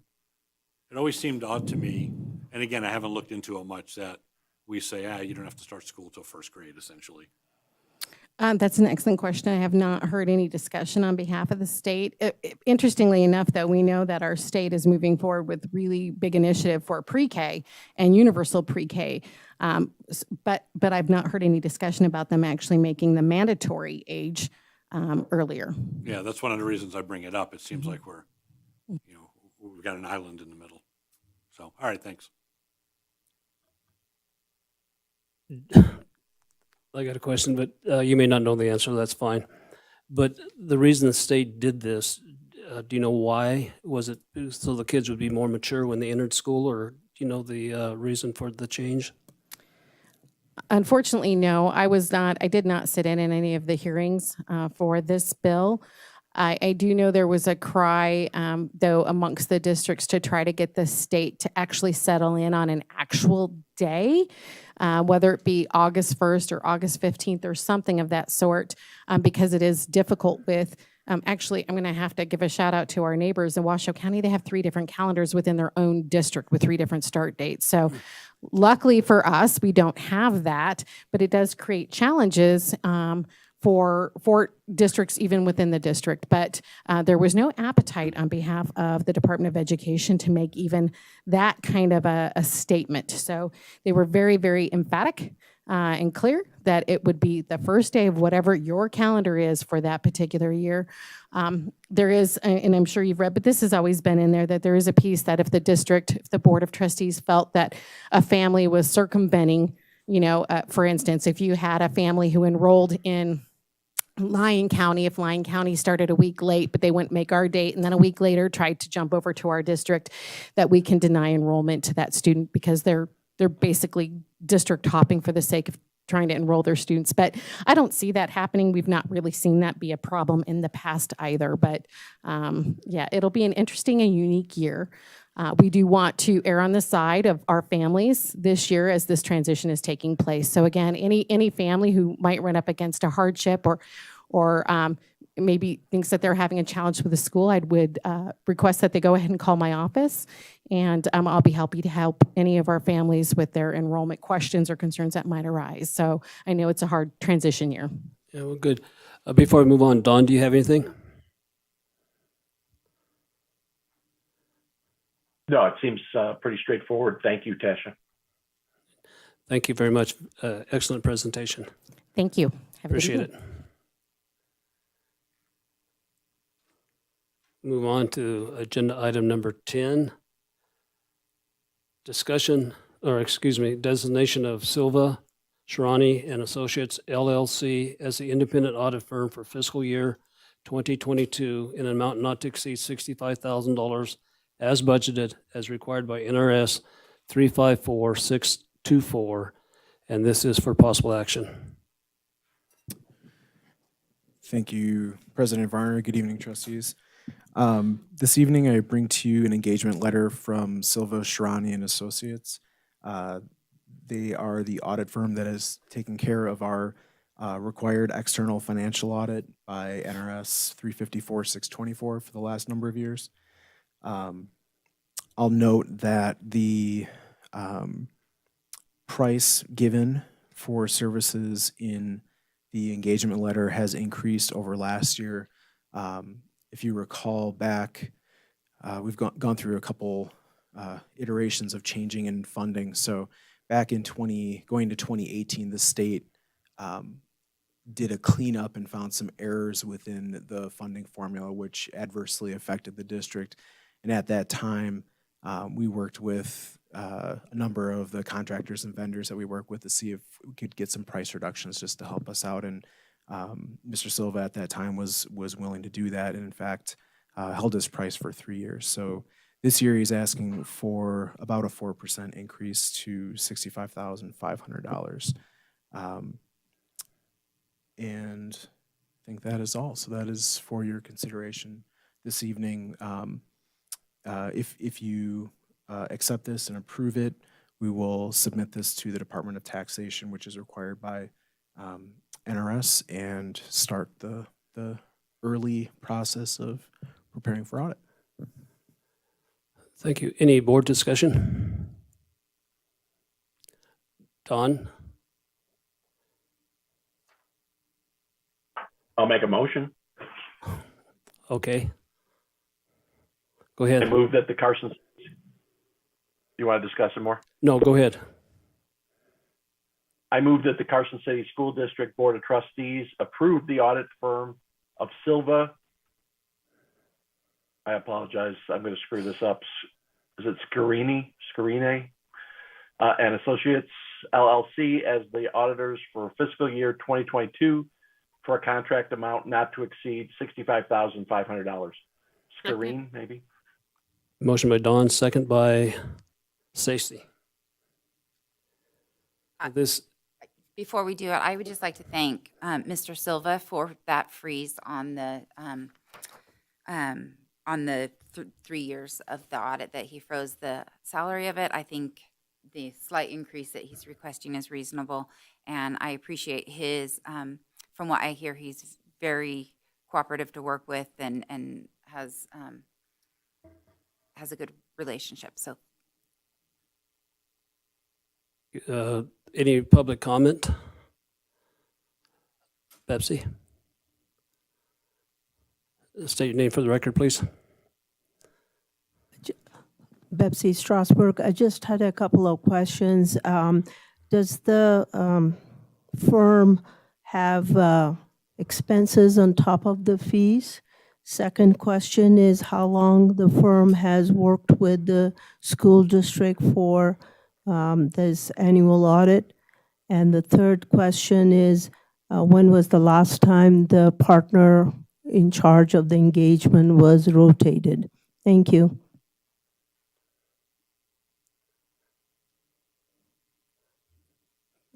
If you can, go ahead. I'm uncertain of the question of the expenses over the fees.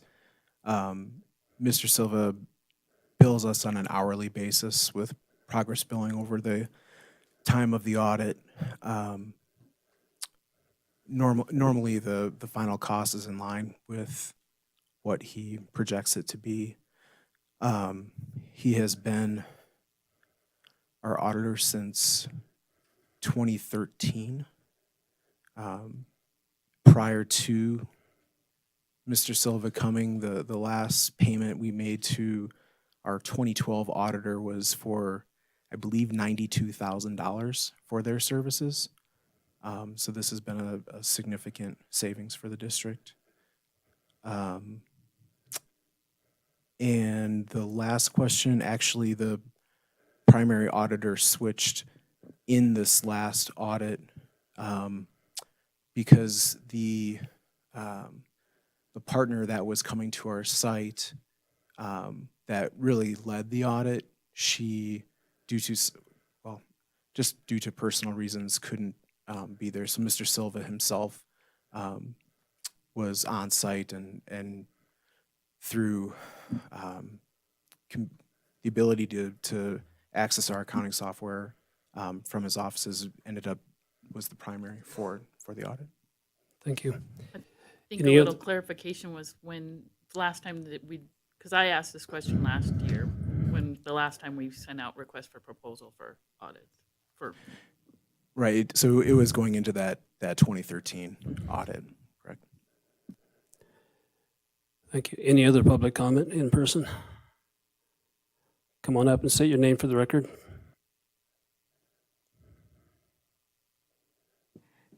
Denny French, Carson City, Nevada, and it's just really to suggest that that particular microphone made it hard to hear. But I caught most of it, and thank you so much. You did real well. So that's my comment. Thank you. All right, thank you. Any other public comment before we move on to online public comment? Seeing none. Any online public comment? No, Mr. Varner, thank you. Seeing none, we'll go ahead and call for a vote. All in favor say aye. Aye. All opposed say nay. Aye. I'm an aye also, so the motion carries unanimously. Thank you.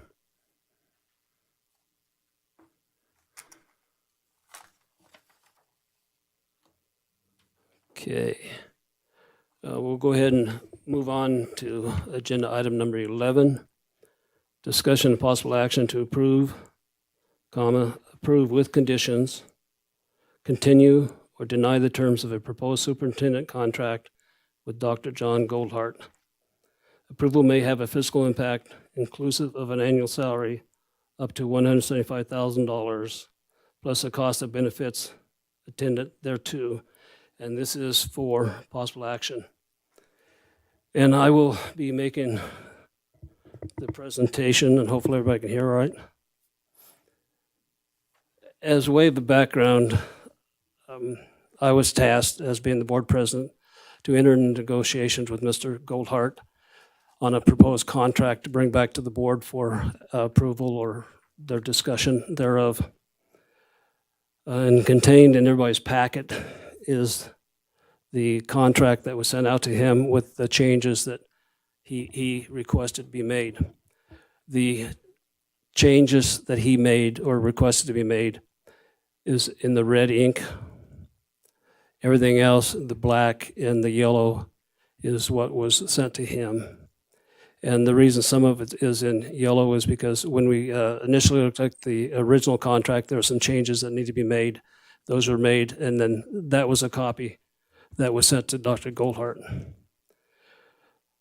To start the negotiations, there was a telephone call held with Dr. Goldhart.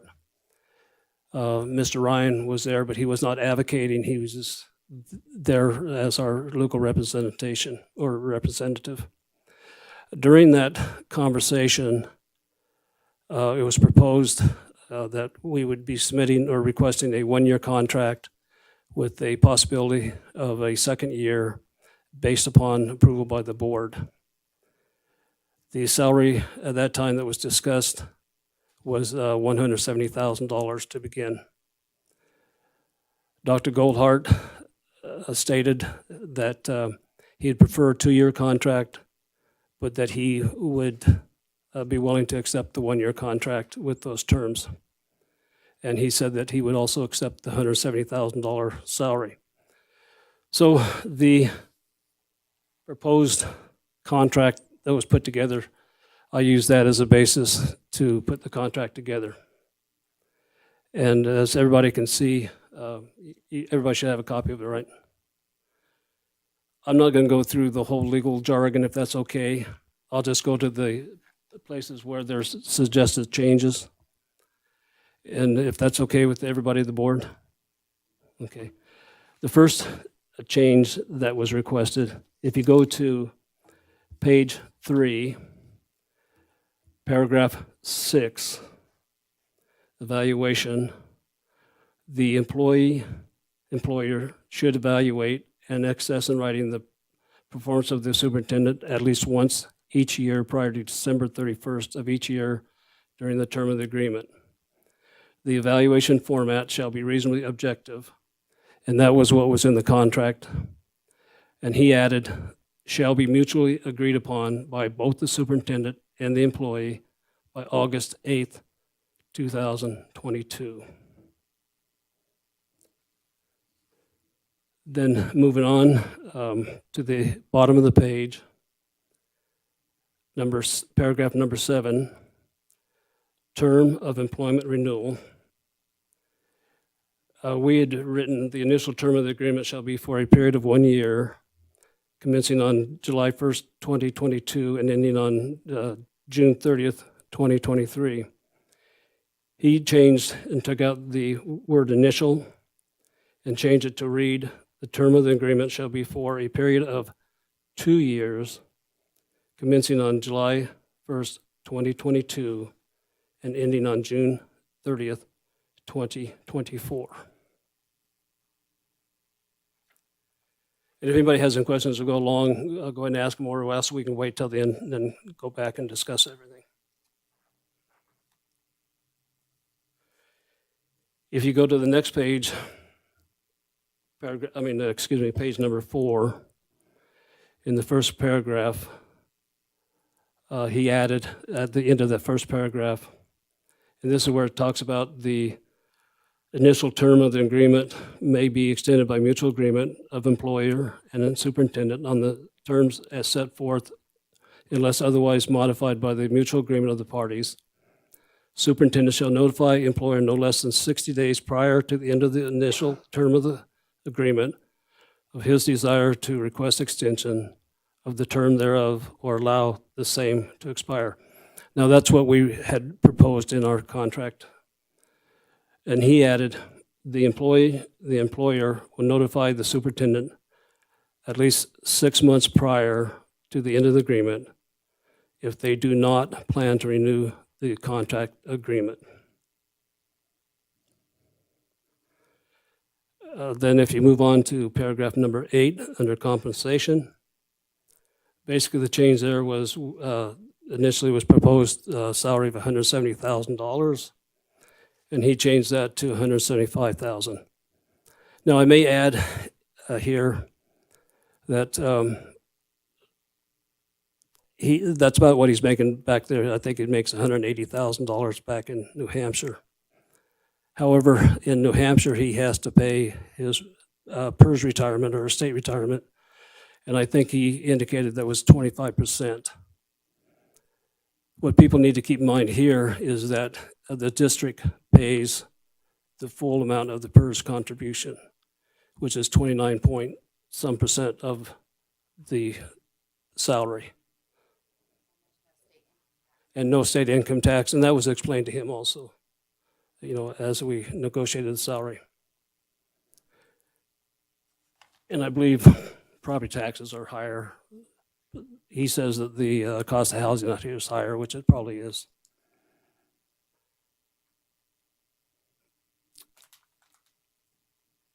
I think that's the only change on that page. If you go to page number 5, and you go down to paragraph D, professional dues, employer will pay superintendent state and national dues for membership in professional associations. And that's the way we sent the contact to him with that wording. Now he added in civic organizations and for professional journals and books. Then on paragraph E, he added under professional learning, with permission from the Board of Trustees, President and Vice President, the employer will support and pay for the superintendent's professional learning. Now, I questioned that, and he did say that he would be willing to base that upon money being available to pay for the training and with approval of the board. Excuse me, go ahead. Well, and I have a question. I mean, the president and the vice president don't have authority to expend funds without the vote of the board. So, I mean, that in itself is problematic.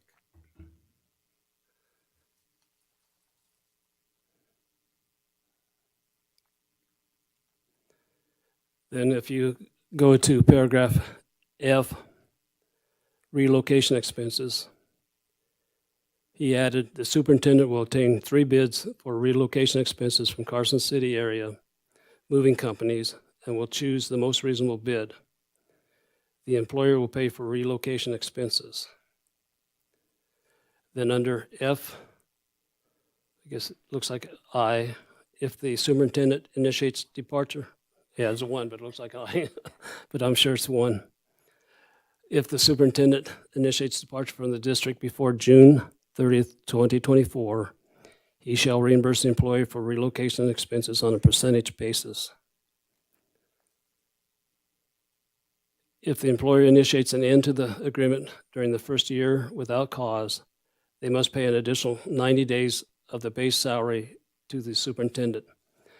Now, I questioned that also, And he corresponded back that that was added by mistake and that could be removed. That section could be removed.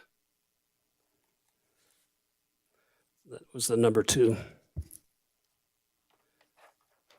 Then if you move on to page number 6, at the paragraph G, the first paragraph, entry plans and transition, he added the superintendent will provide the employer a comprehensive entry plan. The employer will pay for travel, housing, and per diem for the superintendent to spend 1 full week in Carson City before June 2022 for the superintendent to meet one-on-one with each board trustee, key central staff leaders, current superintendent, sheriff, fire chief, and principals as part of leadership transition and initial work of the entry plan. Now, I don't know what definitely that would cost, but I do know that to have him travel out here for that 2 days of his interview was over $1,200. So if we're looking at a week, you're probably looking at over $2,000, $3,000. So, and you know, I mean, as educators, and I mean, I'm looking at Dr. Ward, who's in the audience, who is also a principal. When you take on a leadership position, typically you go to the school and you meet with people and you do these things without asking your new employer to pay for that. And so I think that that's kind of the way educators do it. So, I mean, for me, that's kind of a, I don't agree with that. I'll back up just a little bit on the relocation expenses. Initially, he requested 3 bids.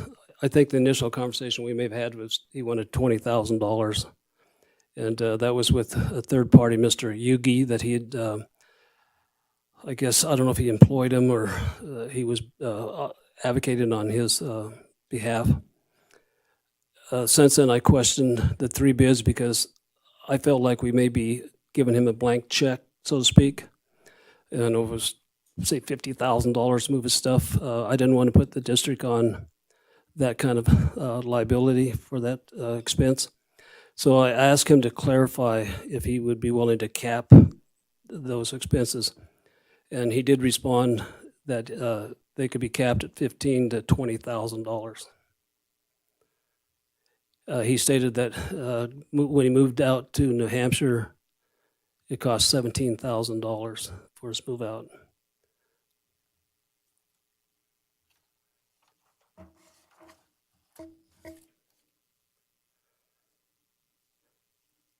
The next requested change was if you go to paragraph number 12, termination, and we'll go down to paragraph number C, and I'll go ahead and read that. Either party may terminate this agreement without cause upon 60 days prior written notice to the other party.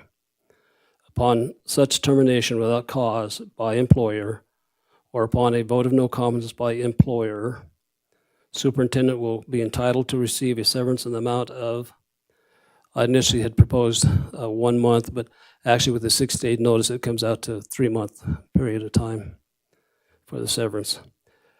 He changed that or added that his wording is the remaining time of the agreement or 1 year, whichever is less of his regular base compensation.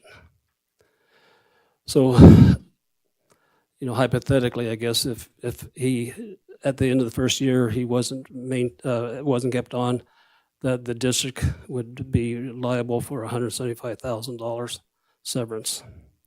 Or if it was less than that, you know, then it'd be on a prorated basis. Go ahead. I have a question for Ryan.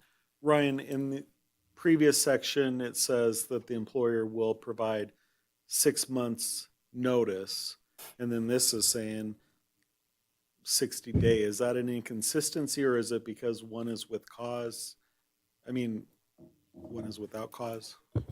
So I think the paragraph you're looking at with the 6-month notice is on the district's intent to renew it at the end of the initial term. The 60 days notice that's provided in the termination provision is a without cause termination prior to the end of the term of the agreement. What I would maybe point out to you guys as you look at this. If you go back to page 5, paragraph F2, which I believe Mr. Varner said Dr. Goldhart had asked to have removed, is, in my opinion, replaced with paragraph 12C. And just from a legal standpoint, if you think about it, if you have an agreement with a 60-day termination clause, from a termination provision, it really doesn't matter what the term is. You have a 60-day contract. Where that term becomes something more to consider is when a severance benefit is tied to the actual term of the contract. And so that's just from a legal standpoint, the big difference between what while you guys got me talking, just so the record's clear, when Mr. Varner is saying we proposed, the action that was passed by the board was direct Mr. Varner to go negotiate with Dr. Goldhart, and that's what he did. The conversation, I believe, was always clear that he had no ability to bind the district, only to bring back what he was comfortable proposing as a contract for you to consider. And in doing that, bring back, I think, what Dr. Goldhart is comfortable in accepting, and the decision will come to you. But I hope that clarified your question, Mr. Walker, about the different termination provisions. Yeah, and just to build on that, Mr. Ryan's exactly right. Any conversations, and I had very few in-person conversations. A lot of it was done via email, back and forth. And every correspondence I sent to him, I always indicated that the contract was contingent upon approval of the board. So I made it very clear throughout the process that I had no authority to approve a contract. So just moving on so we can get back to the discussion is, if you go to page 8, there's no other changes that he's requested until page 8, paragraph 16, under attorney fees. In the event that any action is filed in relation to this agreement, he added and took out some wording that was read. I mean, what did propose the unsuccessful party in the motion shall pay to the successful party, in addition to all the sums that either party may be called on to pay, a reasonable sum for the successful parties to the successful party. And he crossed that out, and he just simply added, each party is responsible to pay for their own attorney fees. So that was a change that he also made and requested. And I will add that the wording in this contract, the legalese, for lack of a better term, Mr. Stokes' contract was used as a basis, as a template for going forward with a contract for Dr. Goldhart. So that's really the requested changes that Dr. Goldhart has requested, and I guess this time we'll just open it up for further discussion from the board. Thank you, Richard, and thank you for beginning the negotiations. And I appreciate you going forward representing the district, and I appreciate that you offered what I consider conservative, reasonable terms. A one-year contract that you offered is reasonable. It's a reasonable offer. All of our teachers are hired on a one-year probationary contract. This was a split vote decision. And I think and I think offering 170 was reasonable as well, just because his starting contract, I looked it up, it was 170. So I don't know in the 3 years if it's gone up to 180, but there is the difference in no income tax and our PERS benefits that we pay for. So I think that is reasonable. I think as I went through this, Dr. Goldhart has proposed changes that he has made an effort to protect himself. And I think he wants to protect himself because his situation in Manchester did not end well for him. As he related to us, he was brought in by his chair and told he would be terminated for cause. And he obtained an employment lawyer, and he resigned and is now being paid from Manchester through the end of June. So to me, I understand. Sounds like he had a difficult board to work with, and I understand his desire to protect himself. I feel as board members here, we also have an obligation to protect the district and to protect our staff and our students, because all of the funds that we have, we are looking at next year having a $3.3 million reduction in revenues. So when we look at what Dr. Goldhart is proposing, we have to think of what are we going to have to cut to cover that. And so the salary, that I'm not as much, but I read through this and I thought this is evidence of a me first attitude rather than a kids first attitude. And that has me concerned. I am concerned with the circumstances surrounding his the end of his employment in Manchester, because I feel that our superintendent search agency did not fully vet him. I think there are things that should have been brought to our attention that were not, that I have discovered after the fact. I think when he resigned, there should have been anything that was done before our interview date on January 25th. I think there's things that should have been re-vetted and re-examined by our superintendent search company upon his resignation. So I'm looking at what would we do to protect the district.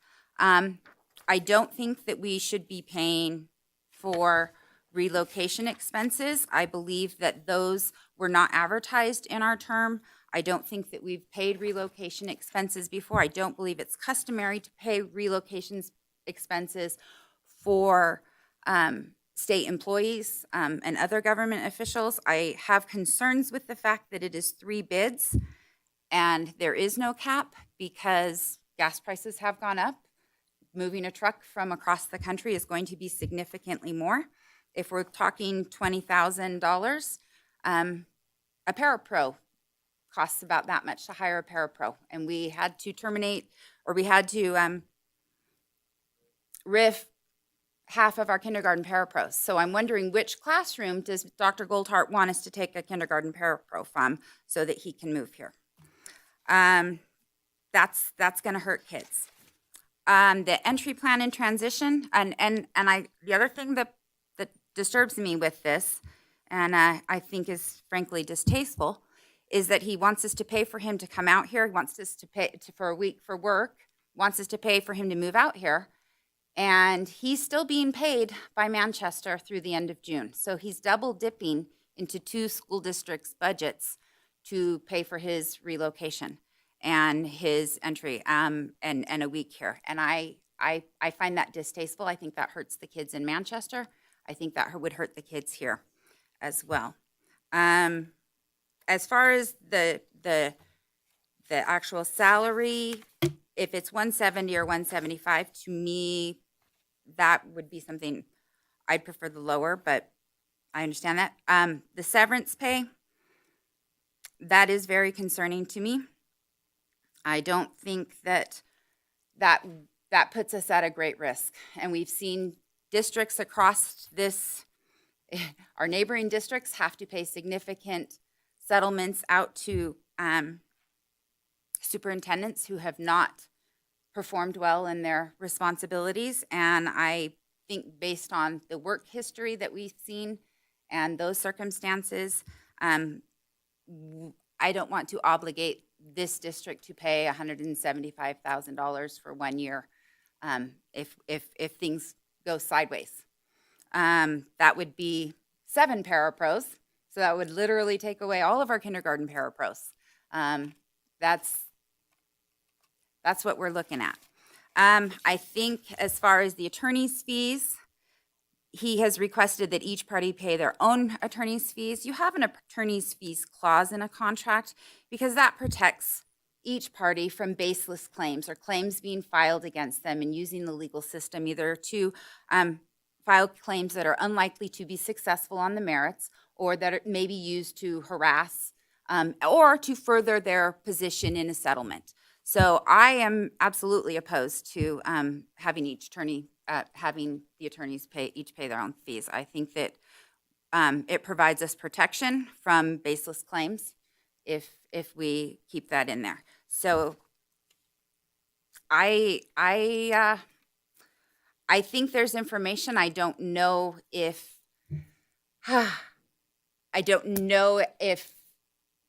you have been aware of it because it wasn't discovered by that, but I want to make sure, I don't know what it looks like in the contract, but I want to make sure that we have some protection for our staff.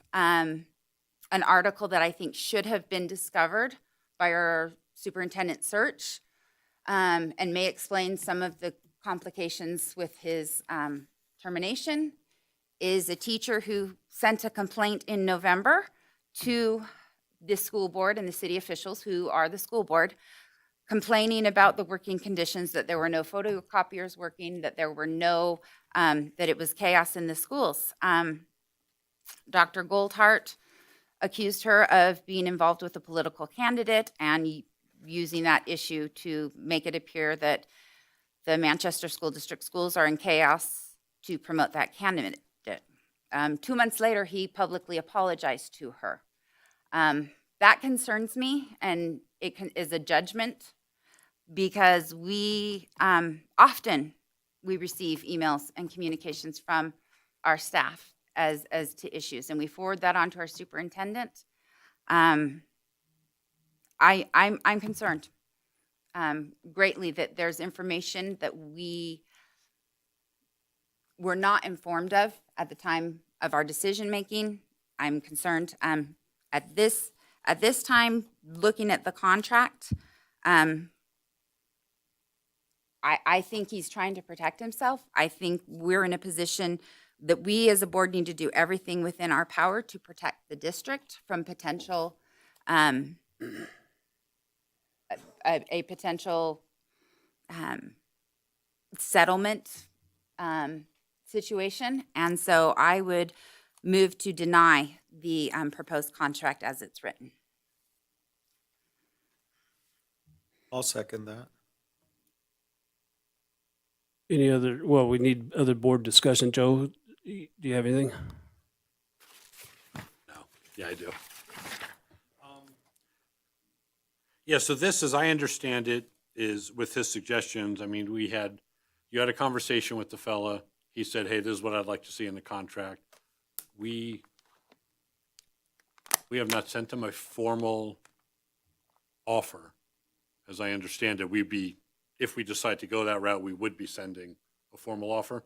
Yeah, that's true. We had not submitted a formal offer. Okay. So part of my review, and I did look at this through a couple of lenses.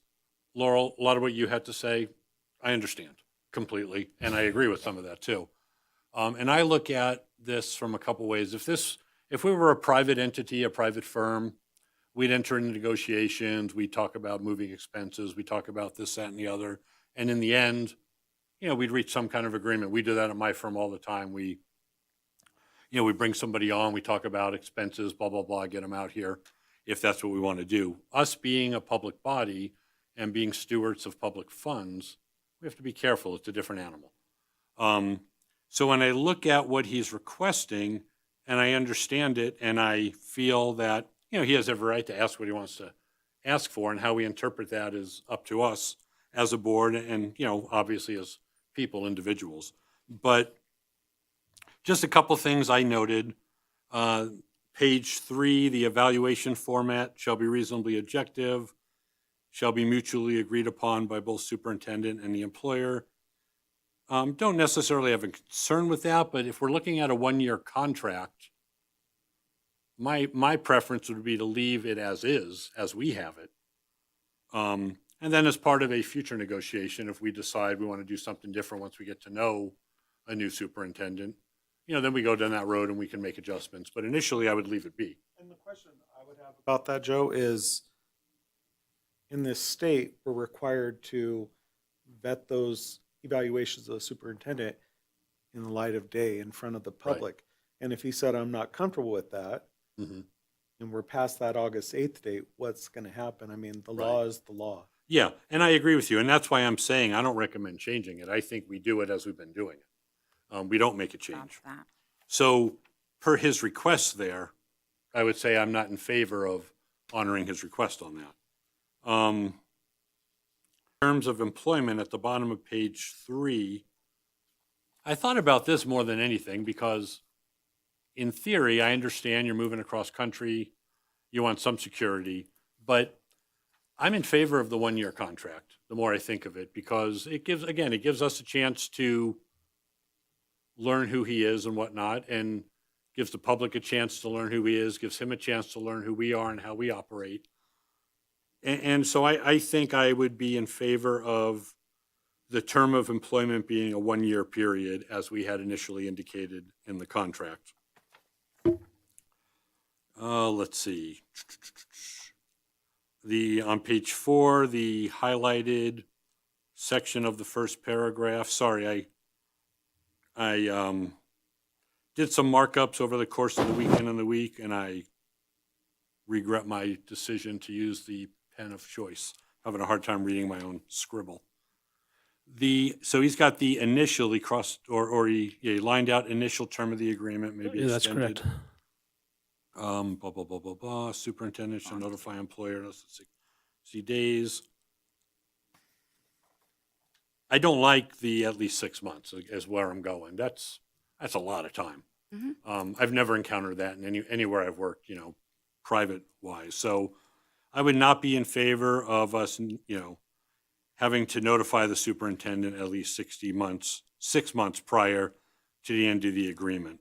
I think that's excessive. I think the way we had the language is fine.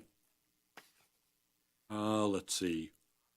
The salary, I was in favor of the 170,000, and the other thing the 1-year contract allows is a renegotiation of a salary upon some kind of renewal, potentially. So him accepting a 1-year contract allows him to, at the end of the year and renegotiating the second contract, saying, hey, I think, based on how I've done, I deserve more. So I'm not going to lose sleep over $5,000 annually, but my thought would be the 170,000 I think is fair for a 1-year contract. And again, I appreciate the input I heard about, and I did know that, but that this district pays the PERS, his district or his state, I guess, doesn't. And again, we have no state income tax, so $170,000 here is different than $170,000 in some other states. If you look at it with the benefits, that is well over $200,000 compensation package. Yeah.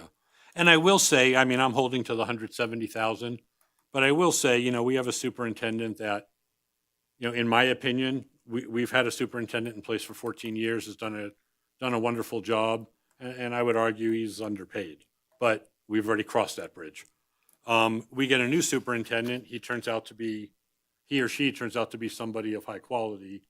I'd be more than happy to see what we could do about additional compensation, but you're right, we're looking at a $3 million+ deficit, and we have to be really careful with public funds.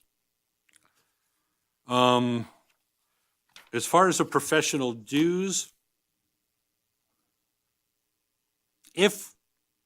I'm happy leaving it the way it is, but if we were to add anything to it, I don't like the language that he's proposing. What we typically do where I'm at is if he or somebody else wants to join civic organizations and whatnot, that would be upon approval of this body, because there's a lot of civic organizations that really don't have anything to do with schools. And so it would have to be something that would benefit this district and our students, that again, as a board, we would consider. And if we elected to say, yeah, we'd be willing to pay for that, it would be in a public body and we would do a vote and those kinds of things. And then if we did something like that, I would say it's for an amount not to exceed a certain amount of money. I wouldn't leave it open-ended. But again, I kind of like the language the way it was. And then to Trustee Walker's point, the president and the vice president alone don't have any authority. It has to be the whole board. So I think that's kind of a bit of a no-brainer there. Relocation expenses. Again, if we were a private corporation, I'd be willing to enter into some kind of agreement with that. If we did anything, it would be, in my opinion, it would be a stipend not to exceed amount. But again, if he's getting paid through June and he's asking us for additional money, I struggle with that a little bit. I mean, again, I want to be careful we're not overcommitting in ourselves. And any one of these things isn't a whole lot of money by itself, but it adds up. And again, for those that don't know, we have a deficit right now going on. And, fortunately, we're getting some money to help us out, but that money runs out fairly soon. So I'm trying to keep that in mind. The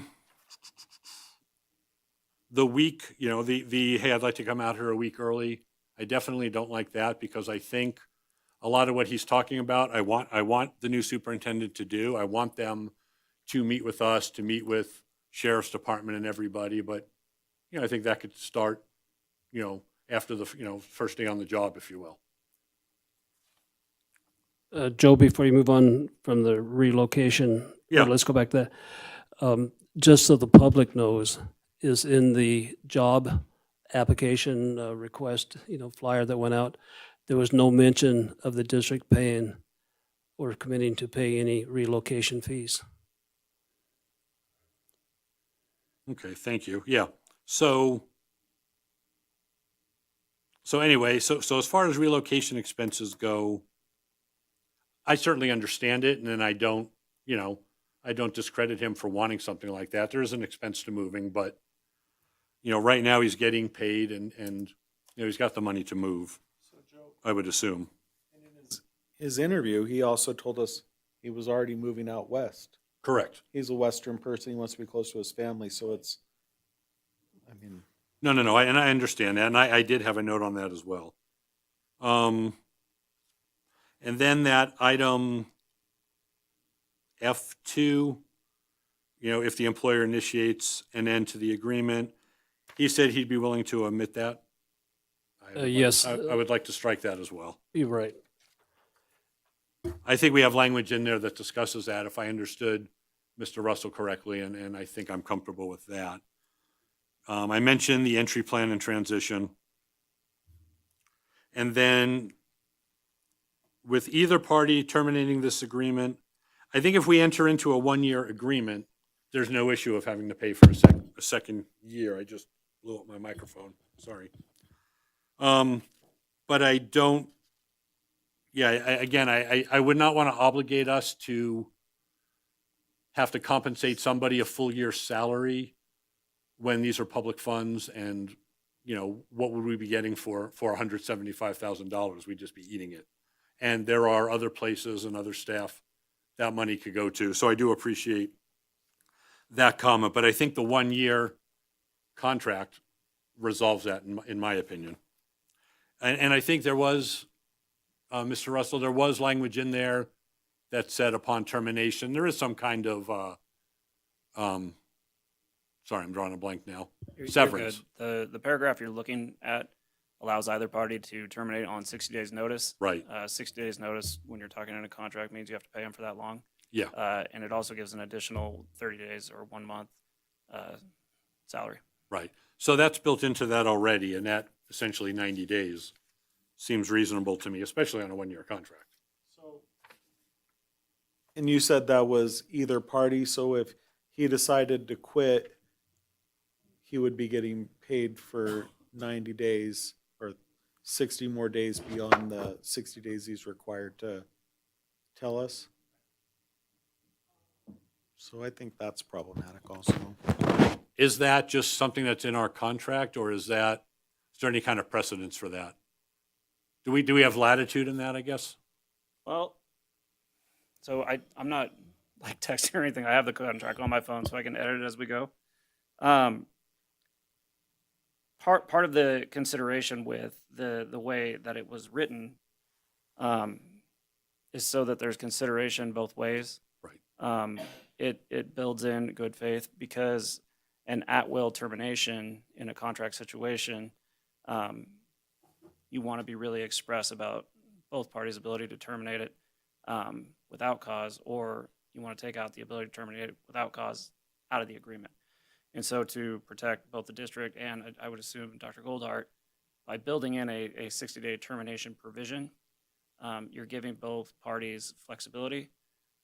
There would be a cost if Dr. Goldhart exercised that option.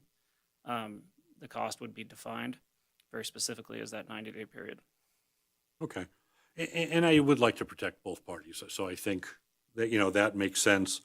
And as far as the attorney, I mean, and just on that same note, how are we protecting both parties how are we protecting ourselves if he chooses, he wants to go, somebody, he decides to go to another school district 6 months in, and so then we're paying him through the end of the year.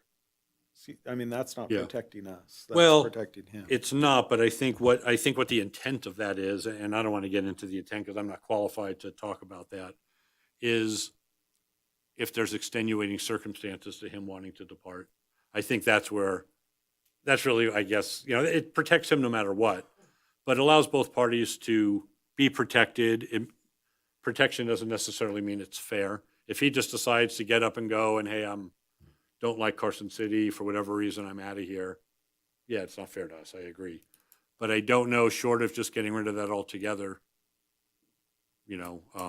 I'd be looking for some legal advice on, what makes sense as far as that goes. So what makes sense is going to be whatever you guys are comfortable with and whatever your risk analysis is as you look at the contract.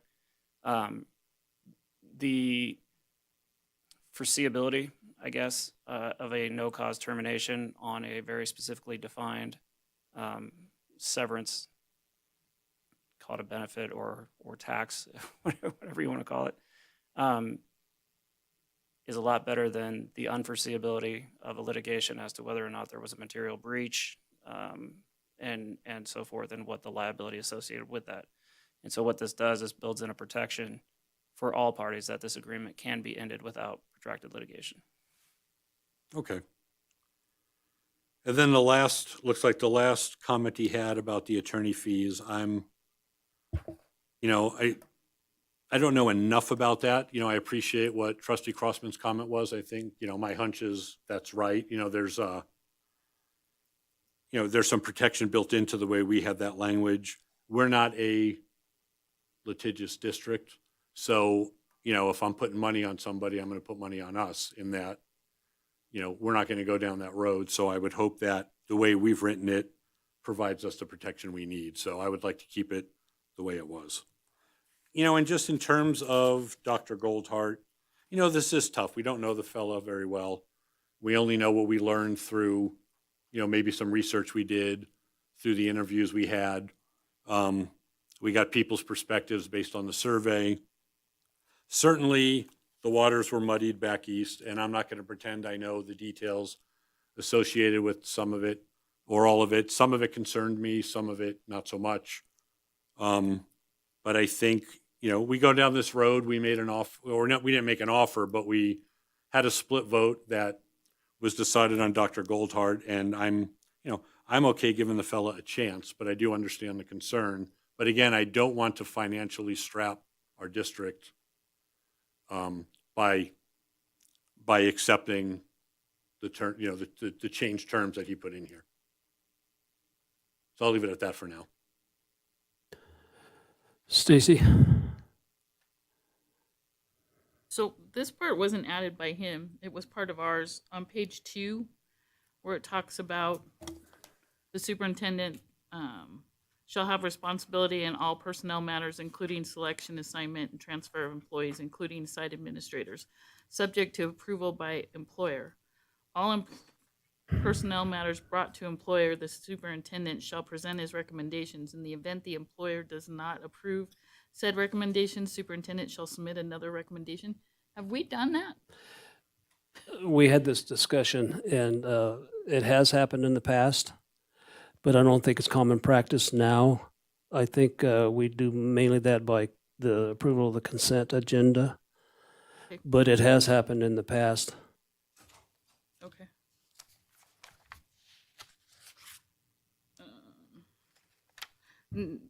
I agree with the 170. If it ends up being a 2-year contract, we could negotiate then a raise if he's doing well. That's in here anyway with the compensation. The professional learning, Mr. Stokes, when you go to like NASA conferences and stuff, we don't approve that, right? That's something you decide and you think is beneficial. Are you talking about the monthly meetings with NAS that I attend as part of an organization? Just any of your professional development. Like we go to the national conference, we go to NASB. We don't get approval from the rest of the board to do that. We go on good faith that that's going to help our organization. And I think that we put that into you, that in good faith, you're going to continue your professional development like we've done with our administrators and our teachers. Yes, I've been very specific though on what I attend and have tried not to be too extravagant in any of my journeyings. I noticed none of them were in Hawaii, so No. I completely understand. And so do we as a board, for that matter. The relocation things wasn't in the ad. I'm against that. The entry plan, he gets here July 1st. He has time before school starts to get together with everyone. So I'm not real hip on having that. Those were my biggest, other than some of the discussion we've already had by the other board members. Thank you. Lupe? I feel it's appropriate to go with a 1-year contract. Based on my recollection from his interview, he seemed fully committed in this opportunity to be part of our district. And I am confident that, if that is still his desire, I'm confident that he's going to excel and he's going to do the right thing for everyone. And, after the 1-year contract, then obviously it will give him an opportunity to, reassess. Is this what I want? And the same thing for us, did it work out for everyone? So I feel that it will be for the best interest of everyone to go with the 1-year contract. The one thing that was already mentioned, and I'd like to just add to that also, was the relocation expenses. I do remember on his interview, he did mention that one of the reasons why he was considering applying for a job here in Carson City was because he was close to Utah, to his granddaughter. So it would definitely be considered part of his personal reason to move, to the west. So I agree that I don't feel that we need to pay for his expenses. Let's see, what else did I have in here? I think everything else has already been covered by the other trustees. So again, my vote is to go with a 1-year contract. Thank you. Dawn? In my listening here, I think all of my fellow trustees who've talked so far have really taken out all of the red changes of Dr. Goldhart. Am I correct in my listening? Yeah, I believe would you're concur. correct. All right. Yeah, and I would agree with that. I have some serious reservations on these, on just the fact that this has become adversarial, but let's see what happens. That's all I got. Thank you. Go ahead, Mike. So I had a couple of questions. I mean, I also am a little concerned about the tone. In this district, we don't typically have adversarial relations between any of our groups. We work well together. When times are tough, we all tighten our belts and get to work and do the best we can until we have the resources to kind of get back to normal. And I mean, I think when I read through this, I didn't get a sense of we're putting the students first.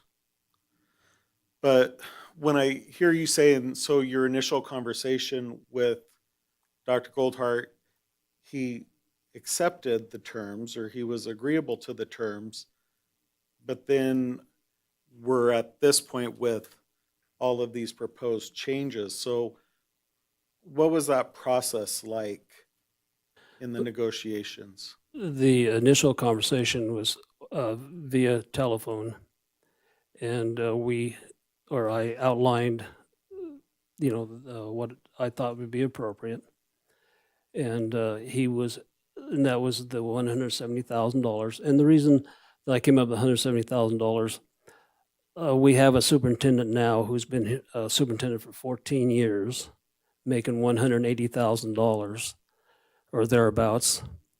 And Dr. Goldhart is a current superintendent, but a 2.5 year, I think, something like that, superintendent. So I had a hard time bringing him in above what our current superintendent was earning. So I thought $170,000 was fair to offer initially. He agreed verbally on this initial conversation to accept that he could do that or something like that, he said, I think. And then as far as the 1-year contract with the option to renew it for a second year, he was hesitant, so to speak. He said he would prefer a 2-year contract, but then he did say that he would be able to accept the 1-year contract with the second year optional by approval of the board. So that's kind of where I went with the negotiations and preparing this contract. Now, as I was preparing the contract, I had in mind a lot of what you guys have already talked about, conservative protection of the district.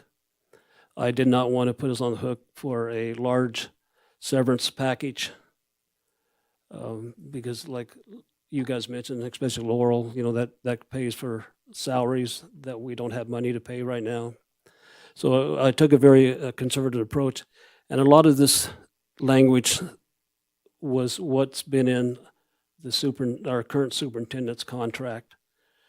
And so I was, when he first sent this back, I did reach out to him via email and told him that I was concerned about several of the items. I was concerned about the relocation expense that he requested.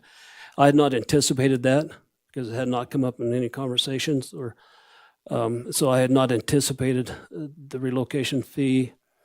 Then the 3 bids that initially was proposed by Mr. Yugi, I believe, there again just didn't feel right about that because it could be a blank check, like I said earlier. I mean, who knows how much it would cost, and I didn't want to put the district on the hook for a large amount of relocation fees, if any. I'd prefer not any. That's why it wasn't included in the contract. It never entered my mind to include it in the contract. And, at one point with Mr. Yugi, who he had, I guess, employed, I don't know if that's the right word, I don't know if he was paying him or not, or who was advocating on his behalf, he threw out a figure of $187,500 for a salary. He also threw out a vehicle allowance that was turned down right away. That we told him I told him we had vehicles available for the superintendent to drive, and the $187,500 was naturally turned down. And then everything else with Mr. Goldhart or Dr. Goldhart has been via email, going back and forth of what, have some clarification on what he put in the contract, what he wanted to change, just so when I came before the board, I'd be able to tell you guys his thinking behind it. And go ahead. Was there any discussion about it if agreement isn't reached between the two parties? Let's say that again, please. So was there any discussion about if we weren't able to agree on terms of the contract? No, it was just always that any contract would have to be approved by the board. That I had, my intent was to keep repeating that I, as a board president, had no ability to approve a contract, that it had to go before the board. And so what was the tone when you were nixing some of these ideas that they were proposing? Like I said, it was hard to tell the tone because it was via email. He seemed agreeable to setting a cap on the moving expense, even though I still thought that was quite a cap of $15,000 to $20,000. When I questioned about the that paragraph or that item number 2 on the 90-day salary, whatever we want to call it, he basically just wrote back that that was put in there by mistake and could be removed. So I wanted to have the back and forth with a trail, so to speak, email trail, so there would be no ambiguous thing where he could, or somebody could misunderstand what was being said. And so I have an email trail of any of the conversations back and forth.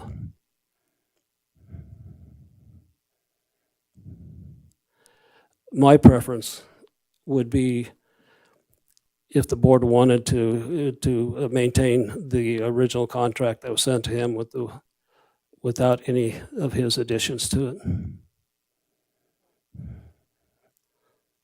From what I've heard, I haven't heard anyone on the staff agree to the red items, or anyone on the board agree to the red items that Dr. Goldhart has proposed. So to me, the logical thing is to deny his proposal. That's what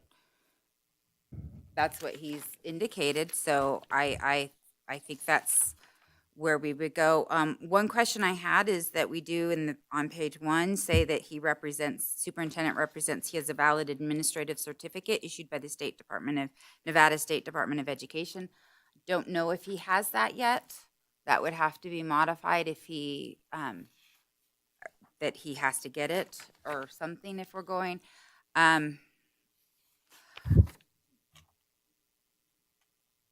At this point, we don't have an agreement because what Mr. President Varner presented to him, he countered with.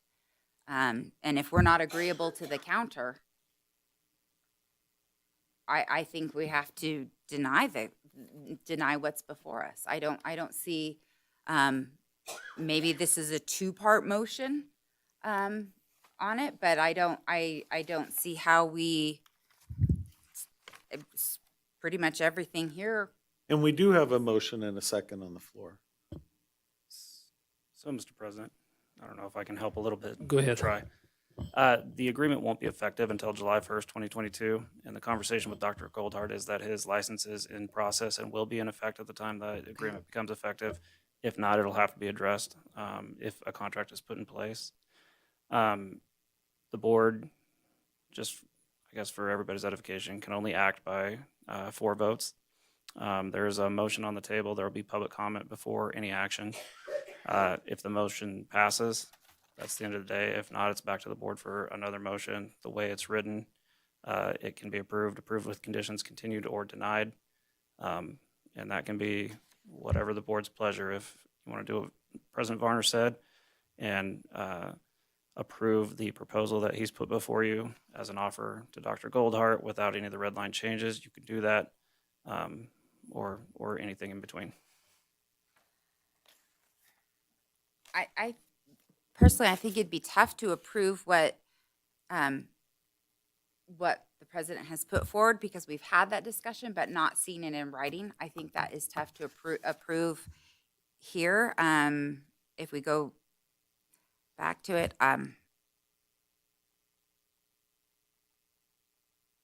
Stacy, you look like you had something.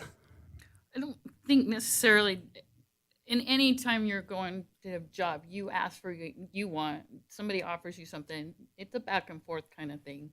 And I don't think by taking out, I mean, one of the red things we could keep in is on number 6, on the evaluation shall be mutually agreed upon by the superintendent and the employer by August 8th. At least we have a deadline of when we should have his evaluation ready. Stacy, but what if he disagrees with it being done in a public setting as required by law? What if he disagrees and delays it? That's only 2 meetings. What if he disagrees with it and wants to make changes that take longer? Then after August 8th, we're left without an evaluation in any way to evaluate him, even though we're required to do so by law. I think that, I think we've been courteous to Mr. Stokes and informed him how we're going to evaluate him, but I think this is one of the things that there's too much. I'm comfortable, again, leaving it the way it is. I mean, it sounds like we're willing to go, recommend a 1-year contract, and we have a system currently in place. I think we'd leave it alone. And then, best case, things work out, and we, a year later, we go through contract negotiations.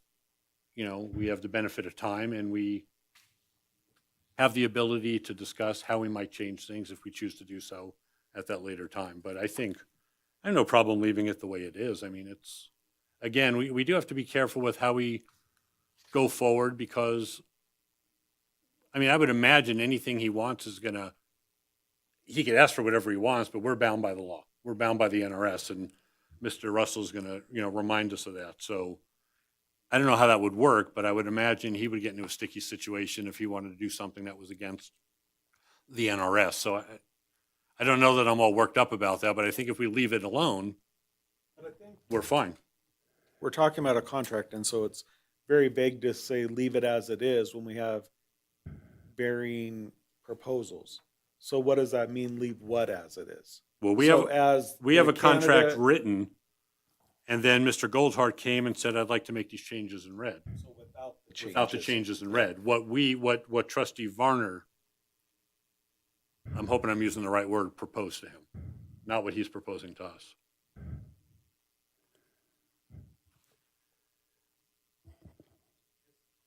I would just say, I really haven't heard anybody in favor of the proposed changes by the candidate. So, I mean, I think that, like I said, we have a motion and a second on the floor. I mean, I would recommend opening to public conversation, and then we could figure out where to go from there. So, go ahead. No, I was just, to clarify the motion was to deny the contract as in front of us with the changes in it, and was seconded. Okay. Okay, we'll go ahead at this time then, since it is an action. Go ahead. I just want to make sure the record's clear so I understand. I thought the motion was to deny the contract altogether, and that was seconded. Yeah. Is the motion to deny the red proposed changes to the contract? As it's presented and written, the red is written in. So to me, I think if we don't want the red, we deny the entire contract and we get a contract that is more agreeable to and that may be a second motion if you want to go forward and direct him to direct the president to say, these are the terms that we're comfortable with presenting, and then go with that. But as this is written, I don't see how we can approve this, because most of the terms in here, as it appears, were not agreeable to the board. Well, and that's kind of going to the same point that I was raising with Joe. It's that it's confusing, and I think we need a very clear document if we're talking about a contract. I would hate to have anything ambiguous. And I would like to present, make an official, present an official contract for Mr. Goldhart to Dr. Goldhart to approve or, to accept or not accept, or I guess he would have the right to say, okay, here's a counter I'd like to make, and then we could review that. But I need something clear that we can send him because, you've had discussions with him, but it hasn't come to the board. So I think we need to send the fella a contract. This is what we're willing to offer you. I mean, that's what I would do if we're at my place of employment. We'd send him a contract. And then as a full board, we can start having some, more informed discussion. So if I hear what you're saying is to send him a contract and not allow him to change it, just sign it or not sign it? No, I'm not saying that. I'm saying he'd have the option to request changes to it. But Yeah, we could go back and forth. we with the haven't, vote. as a board, we haven't said, here's the agreement, here's the contract we're sending you. This was just, you had discussions with them and, on behalf of the board, I guess, but as a board, this is the first time we've got together and talked about this and said, this is what we're willing to offer. Joe, but don't you think, this whole thing, I have a bad taste in my mouth. I think we're about to make a very large mistake that we're going to be talking about in a year from now. So, number one, the hairs on the back of my neck are standing up. But I believe we told the president to negotiate what the terms we thought would be agreeable, which is what he has, in which we're saying this is what we would present, is what President Varner has negotiated with the individual who isn't happy with it. So I'm not sure what good it's going to do to send the exact same thing a second time that he's rejected when they've been going back and forth. So I'm not Yeah. sure. Well, I don't know that he's rejected it. I would do the same thing. I would say, hey, I read your proposed agreement and here's what I'd like to add to it. And if we come back and say, no, we don't accept your changes, then the offer, for lack of a better term, as it stands, is what we're offering. I know there's some fear of the unknown and I get there's some hairs raising on the back of people's necks, but, You don't have an agreement. You haven't reached an agreement. There's, I think Mr. Varner went in good faith to negotiate, and what Mr. Goldhart has indicated, that's not acceptable, and he's come back with his requests that we have said are not acceptable. so you want to punt and just go a So- different direction? Is that what I'm hearing? At this point, I don't think that this is a contract that I would recommend we enter into. I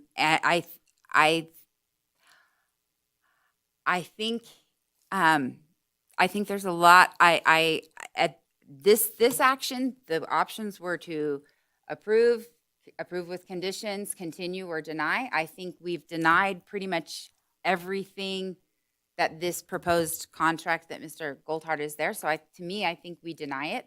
Where we go from there, that may be another agenda item. Maybe it's direction that we give after this, but I don't see how this is anything clear that we can say we approve this contract. I think we've detailed out the vast majority of the contract we don't agree with.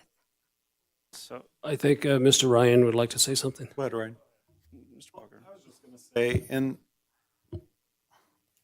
I don't know about all of you, but we've had people in the district which have read this and have reached out to me with real concerns about this proposal. And I think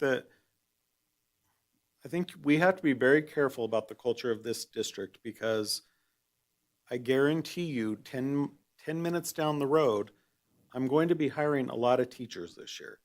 And I know every school in that district is going to be hiring teachers. And we're paying a $7,000 bonus. And I know Washoe County is going to have hundreds of jobs. And so what I'm saying is we have to support our employees, and we have to make sure that what we're doing, we could look them in the face and say we did this in good faith. And I'm concerned about this process at that point. People are sending articles. We've spent the last year and a half defending that we're not teaching critical race theory in our schools.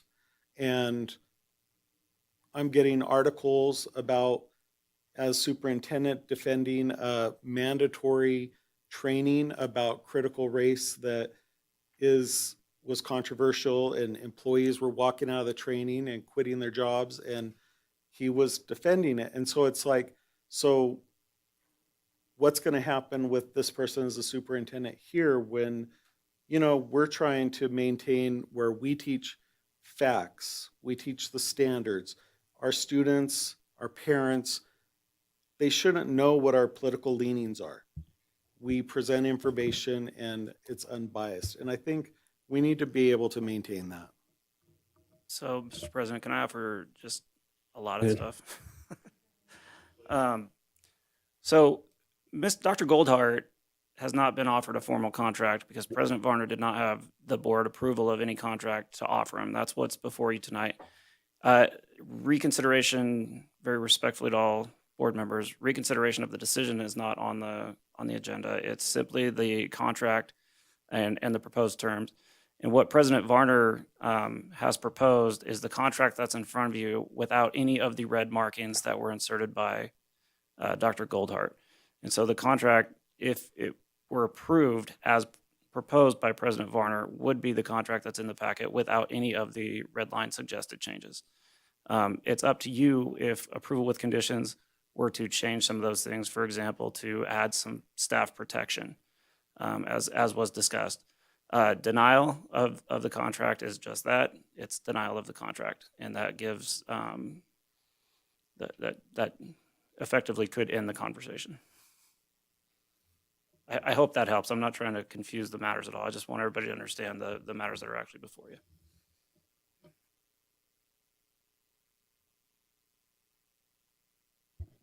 It is confusing.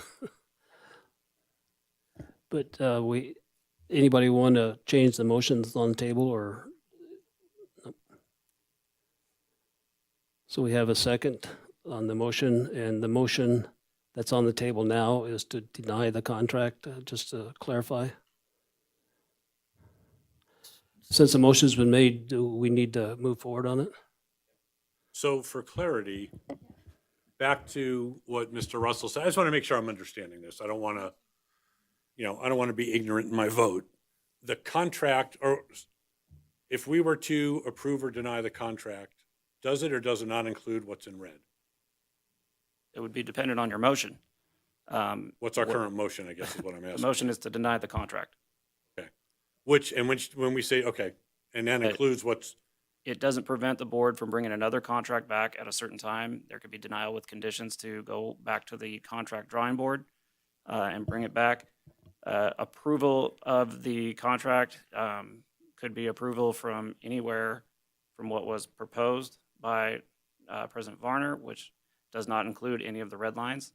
In other words, if there's a red line addition, it would be taken out. If there's a red line deletion, it would be put back in. You could approve the red lines as requested. And what that does is it puts President Varner back in the position to go back to Dr. Goldhart and say, here's the contract that's approved, yes or no, and present the answer to you. If it's denied, then there's no contract at issue. Mr. Varner still has no authority, and the board has to decide what to do then. Did that answer your question? I'm sorry, I know it's confusing. Yeah, no, I think it answers my question. I mean, and I want to be clear, I want the red items that were stricken to be unstricken. I want the suggested additions in red. We've got items that I think Dr. Goldhart changed to red and struck them out, and then he said, I'd like this language to be added instead. And what I'd like to get to is the original intent of Trustee Varner. And that's just as presented without any red lines. Anything red in there would be taken out with that Correct. motion. That's my thought. So with the motion that we have on the table, after that's voted on and say that it passes, then we can come back with another motion that we can use the contract as presented in black, or no? I can't make anybody's motion for them. If the conversation needs to continue, the motion can be amended to deny as presented with direction to bring another shot back. the agenda topic is to approve with conditions, continue or deny the terms of the proposed superintendent contract. My motion is to deny the terms of the proposed contract. What we have is a proposed contract. What you're talking about doing is making a firm offer. And if we instruct Mr. Varner to make an offer, we're not approving a contract. We're approving an offer for him to make. And I think the language of it saying that we're approving a contract, no one's in agreement with the terms of this proposed contract. So I think that it would be prudent to follow, to deny what is proposed here. This is what we've been presented with, is a proposed contract that has the red all over it. If you would like a clearer offer, and I want to be clear that it's an offer because it's not clear that Mr. Goldhart is going to agree to what the offer might be. So I think we need to be careful that we don't call it a contract that we're approving them, because at that point it's not either. So I think, as confusing as this is, I think it would behoove us to deny what's in here as proposed and then go forward from there. With the second motion, if they wanted to. And so just so I'm sorry, I'm just trying to understand this, and I haven't felt this ignorant in a long time. So I'm just looking at the discussion and possible action to approve with conditions. Is the approve with conditions portion of this statement Dr. Goldhart conditions, or is it our conditions based on the marked up contract in front of us, for lack of a better term? Approve with conditions means you can approve it subject to whatever changes you want to make, Subject to or our what other conditions. things you want to add to it. Okay, all right.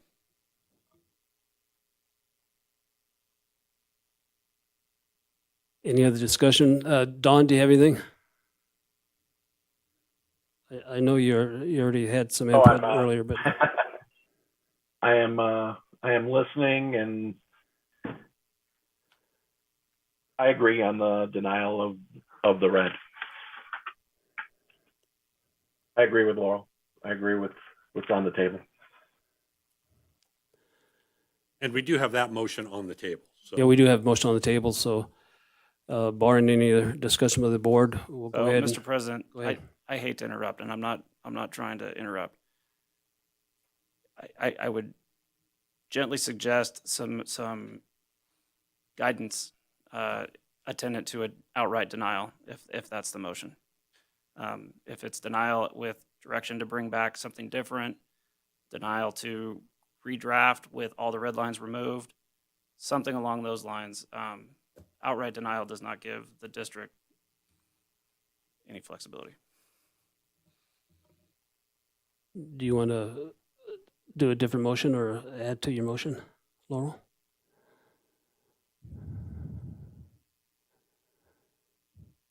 I'm trying to think of how to do this, because I don't think we can approve something that is this messy.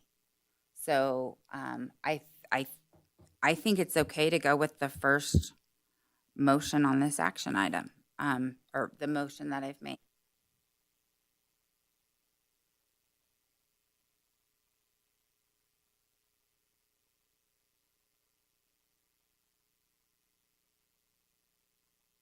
All right. Yeah. I think you could deny, and in the alternative, continue it until we have a cleaner draft, and make instructions to have a cleaner draft. I also am of the opinion that we didn't get the investigation and the vetting process that we needed. So that's what makes it difficult, because I see this costing the district. That's not the discussion Yeah, right now. The yeah. discussion is the contract. We decided, we already made the vote. It was split, granted, but we made the vote. So we're just talking about the the terms of the contract now. And I do agree the contract has to be cleaned up for it to go forward. There's no doubt about that, for me. But I think per Mr. Russell, We you don't know, the even way have it's the set up, it's candidate's kind of name dead in the correct. water, and we can't, it ties the district's hands, and I don't know that we want our hands tied.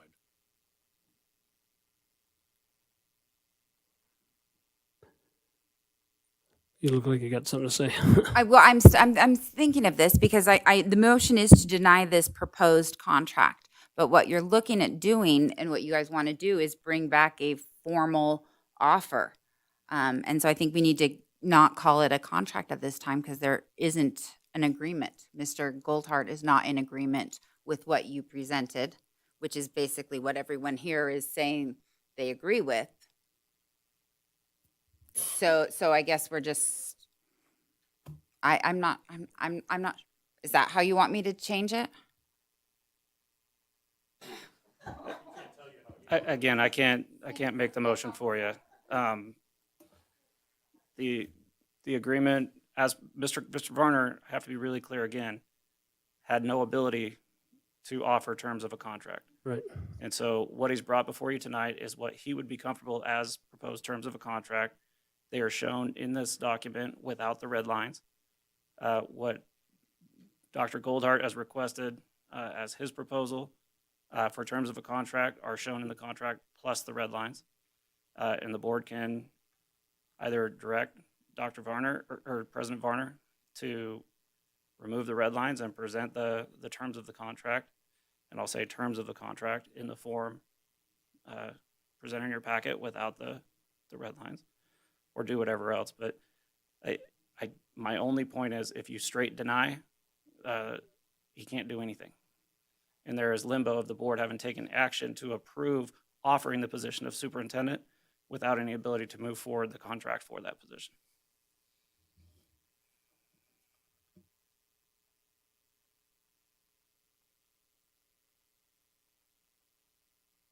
It's up to you if you want to modify your motion. And we really couldn't just say we're going to subtract all the red because in the proposed contract, the candidate's name is wrong.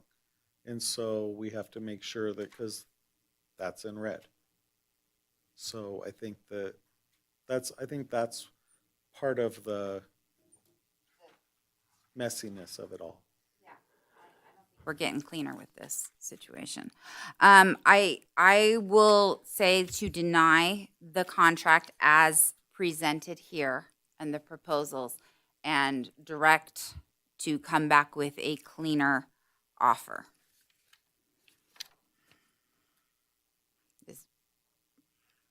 So Trustee Crossman, so I mean, I think that's clear as mud. I mean, if we said, if your amendment was to deny the terms of this proposed contract and direct the president to propose the original proposal or proposed contract to the candidate, then that gives basically, President Barner says, my original offer is our offer. But we need to make sure that we have his name spelled correctly in the contract. Yes, too. yeah.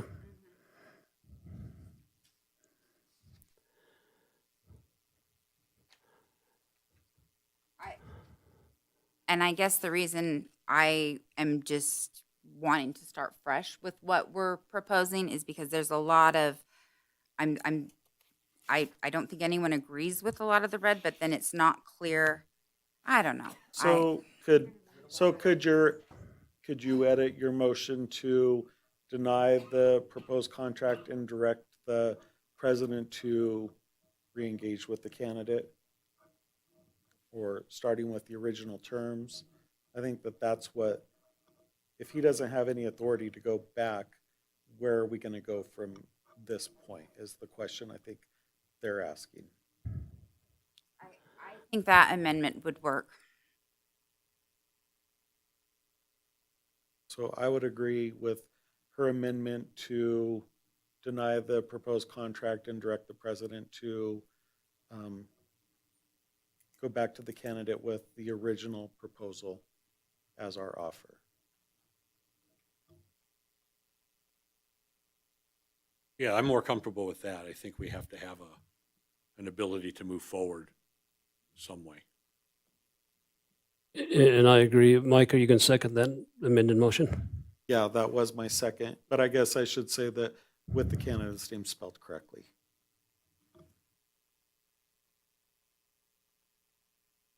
Okay, thank you. We have a motion on the table. We'll open a public comment now.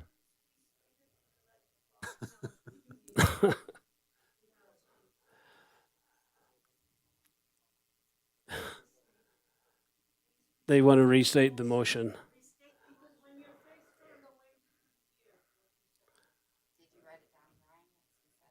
The motion was to deny the contract as submitted and direct the president to go back to the candidate with the original offer as our proposal, with his the name name spelled change. correctly in the contract.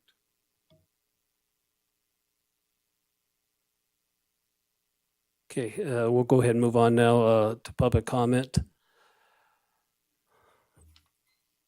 You raise your hand. Go ahead and come on up. And please state your name for the record, please. It's torturous.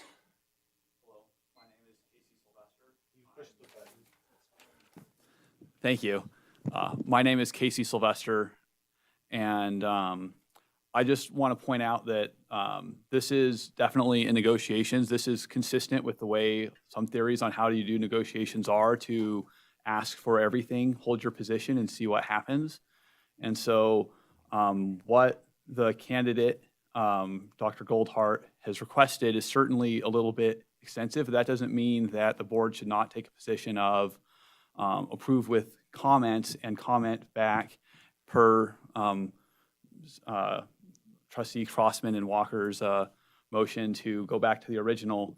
I'm in support of continuing negotiations with Dr. Goldhart. And right now, the board has all the leverage, and there are a lot of concerning things that are in his red line, especially with the evaluation criteria being selected after the hire, and then him having ability to turn those down, and then him having a severance package, not to mention a lot of upfront money to do with him moving forward. And so there's a lot of concerns with that. And the way he has it written, the board is going to have no leverage. And right now they're in a position of, you are in a position of power in these negotiations. And so you should absolutely go back to the original request and continue that forward to Dr. Goldhart. I wouldn't be opposed to a few of those concessions that he's asked for, or maybe to meet him halfway on one or two of those, but for the most part, he's asking for a lot. So I just, I want to throw out that I don't think that denial or walking away from this negotiation is right at this time. We're still early in negotiations. The board has all the negotiating power right now, and that's something that they should work with for the time being. Thank you. I had a couple here that signed up. Let me call the guys who did this first. Brett, I think Bellard.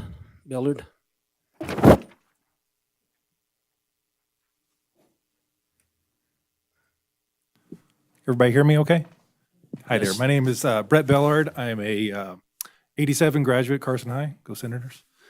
I'm a local addiction medicine and family physician here in town, and I come here today as a taxpayer, a homeowner, and a physician who has many patients who are students and employees of the school district. You guys know how tenuous some of our financial things are nowadays. And so I really think some of the decisions that need to be made really need to be done with fiscal responsibility in mind. You guys have totally discussed all the red revisions that were done, which I think are absolutely excessive. As a physician executive, I look at new contracts for high-level executives all the time, and nobody does relocation anymore. Nobody. Him asking for a week of hotel and travel to meet everybody before he starts, I'm struggling as to why that couldn't be done via Zoom. I mean, and that's just kind of a excessive ask really for no reason for something that should not be done. Most professional contracts nowadays, it's the loser of the legal event who pays the cost, not both parties. Most concerning to me is his raising his contract from 1 to 2 years and the severance timeframe. We've seen in the past decade our neighboring school district, Washoe County, pay how many years of severance packages for fired superintendents? I don't know. And that's just really not anything that we need to add to our school district at this time. When you look at all of these things together, they kind of give you a picture not of someone who is student-focused first. They come across as legally defensive, somewhat combative, and definitely someone who, you use the term culture, doesn't seem like is going to be giving the proper culture for this community. And so you have this motion in front of you to reject the current contract, which I think is a great idea. But if me personally, if I was hiring another physician or an executive and I got this contract in front of me with these revisions, I would say thanks, but no thanks. You're not the kind of person we want here. And I really think the board, before they send out the original contract again, should really take a pause and think about, does this change what you think about this candidate? Because to me, it does. Thank you. Thank you very much. The next one who signed up to speak is Maxine Bradshaw.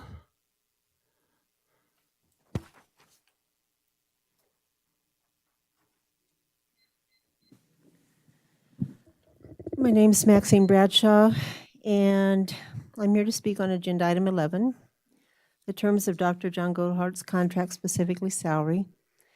And I had written this up earlier, but I think I have more to add after tonight's conversation. To reiterate past points presented, what I was looking at when I went back and looked at Dr. Goldhart's records, and what I saw was that it had been established, and we looked at this. We looked at his resume, we listened to his interview, and from his history on his resume and his past qualifications, we supported him, and you know that. The public widely supported him. We continue to do that. What I've heard tonight is from a couple of people very, very exasperated and very disturbed by the fact that this man has been supported and that he got as far as he did here. I keep hearing what ifs, what ifs, what ifs. I understand you have to protect the district. I get that. But you haven't even given this man a chance. I mean, you have already drawn and quartered this guy, and he's not even here. I don't understand this. And the fact that you're giving him a one-year contract, I don't know how you feel too threatened. And if you remove all the red from the contract, it's back to what he originally presented. You can offer him that. You know, you're just saying, no, we don't want the changes, here you go. But I just think in support of these actions, I felt that if this man had a chance, and I don't even know if anyone could approve anything in a year, 12 months at a job. You know, he's never been here before, but he does have experience. And I would not question that he doesn't want things for the kids. I think that the man has proven in his track record what he has done for the school children. He's proven that over and over again in his programs. Look again at what he's done. Look at his history. You know, but I think that some people are just disturbed by some things about him. And I believe in giving this man a chance. I really do. And as far as that goes, I was reading in your On the Other Hand from your agenda statement, and I quote, approval may have a fiscal impact inclusive of an annual salary up to $175,000, unquote. I strongly urge the board to re-examine the evaluation skill they've been using, considering the collective salaries of the current superintendent, Richard Stokes, associate superintendent, Tasha Fusen, and CIO, Andrew Fueling, which is costing Carson City taxpayers $497,000, $1,012 annually, with Nevada still ranking 50th in the nation. I mean, we're talking money here, right? That's what it's costing us, that much. So think about that. Thank you very much. Any other in-person comment? The lady in the back there, she's been raising her hand. Richard, if you don't mind. State your name for the record, please. Yeah. My name is Jody Swarzik. I am an 84 graduate, and I have 4 kids that have graduated in Carson High School District. I am very disturbed by what Dr. Goldhart came back with. I came to the table late in this and watched the board meeting last time after the fact. I watched the entirety of it, and one of the things that concerned me is everybody kept saying that he had all this experience being a superintendent. He was in his first contract as a superintendent for the first time in New Hampshire, and he did not even complete that contract. As he was in the middle of that, he went looking for another job. I don't know everything that happened there. I've looked up a lot of research. It looks like there were problems on both sides of the aisle, but he did not even finish that original contract. So to say he had a bunch of experience as a superintendent, I don't agree that he did. That's pretty limited. As far as the money that we're offering him, Richard Stokes, as of a couple years ago, was only getting $160,000 a year. And we're offering this guy to start with $170,000, and he's asking for more than that.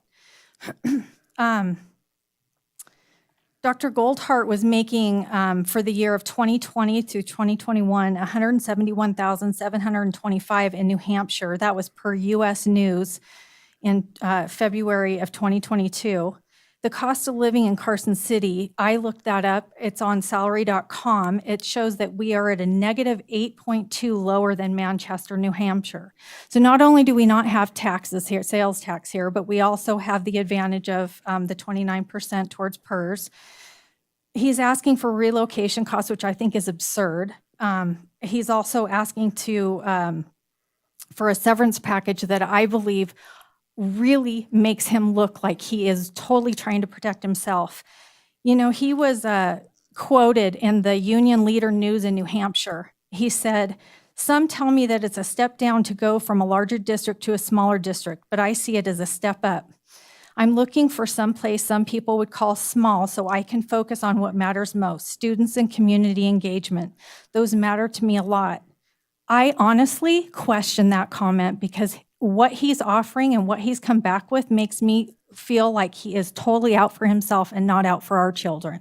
And I think our children are very important. We are at a loss in this district already, money-wise, and we need to be very careful on how we proceed. Thank you. Thank you, Jody. Richard? Richard Nagel. The thing about it is I think that he asked for everything he could think of to get. It's a negotiation as far as he took it. And he's testing the waters. Are we rich or not? Okay, we're not. We're in the hole. We're going to be $3 million in the hole next year. That's a common thing. We need to relay that message back to him. I lived in New Hampshire. They have no income tax there too. Okay, so that's a wash. Sales tax can be, depending upon which county you go to, can be higher. But, you know, again, that's a wash too. The thing about it is that we have to protect ourselves, and I agree with Mr. Walker that in a lot of things we have to be financially prudent. And Joe Cassiopa said that, and so does Crossman. We need to be financially prudent in these matters, and we need to send a solid message to Dr. Goldhart that you got to come in with a budget axe to begin with, and we can't give you the red carpet. But maybe we can turn around and say you can earn that carpet, okay, with benefits or something like that. Okay, you can earn perks or whatever down the road. What I'm saying is that he should have in his evaluation, no employee I've ever heard or met has had input on their evaluation. Okay, that to me it's a little bit out there. But then again, what I think we should do is have a criteria-based evaluation for him so that he meets certain goals that are attainable. But we give him goals in his evaluation so that he can achieve those goals. And if he doesn't meet those goals, then we can put him in a developmental planner to find out why and get it going. But again, if we want to have any continuous quality improvement in our district, which we need to get better, the ACT scores, they said were like 17 for combined, and I Googled it, and the nation is supposed to be 20. I mean, that's a nice goal, you know, to bring us up to the nation standards, to get us there, you know, because it takes 24 to get into an Ivy League college. So these things need to be a criteria-based, skill-based analysis, you know, to give him goals to work for and get those. And then maybe there could be some commensurate compensation with those goals that are be reached. I'm not talking about a raise, but maybe a bonus or something like that. And I think even the teachers should be get on that same pathway where if they meet they exceed their goals, they should be given a carrot. You know, but again, I think that the work environment is what people work for more than the paycheck. And we need to make a better work environment for our schools. And I think if we do that, we can win. Thank you, Richard. Go ahead, Betsy.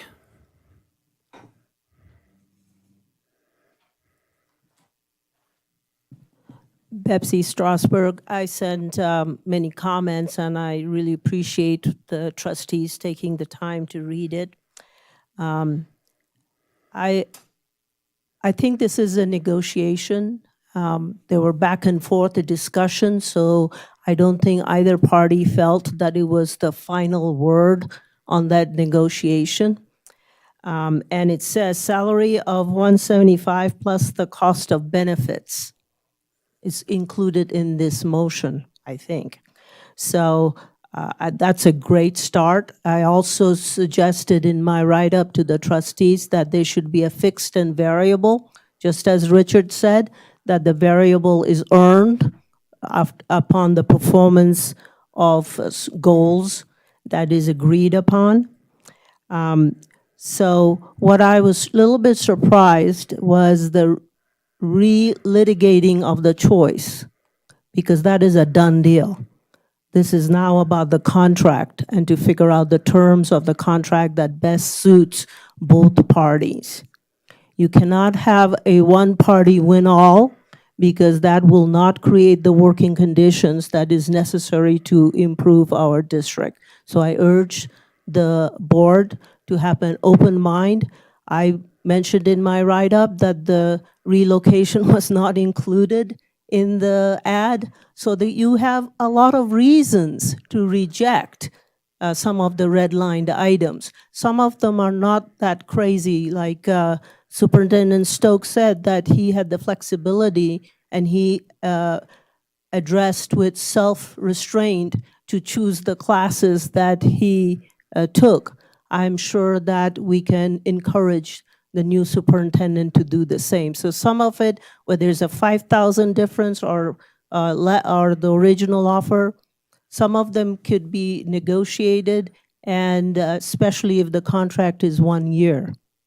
You have plenty of flexibility there. So please work with the gentleman to see how we can come to an agreement versus relitigating the choice.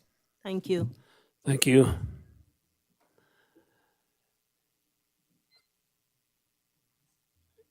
Go ahead and come on up and state your name for the record, please. Thank you, President and Chair and members. Thank you. I had all sorts of questions. That's all the posturing. I also was having trouble keeping up because it's very complicated, and I wasn't any way, shape, or form criticizing any of you. I was just as frustrated, but you contain it better. So I was all over the place because I had questions. I wanted to ask some questions. I think Mr. Vammer was president, was put in a tough spot being the sole connection. And I don't think that should be the case.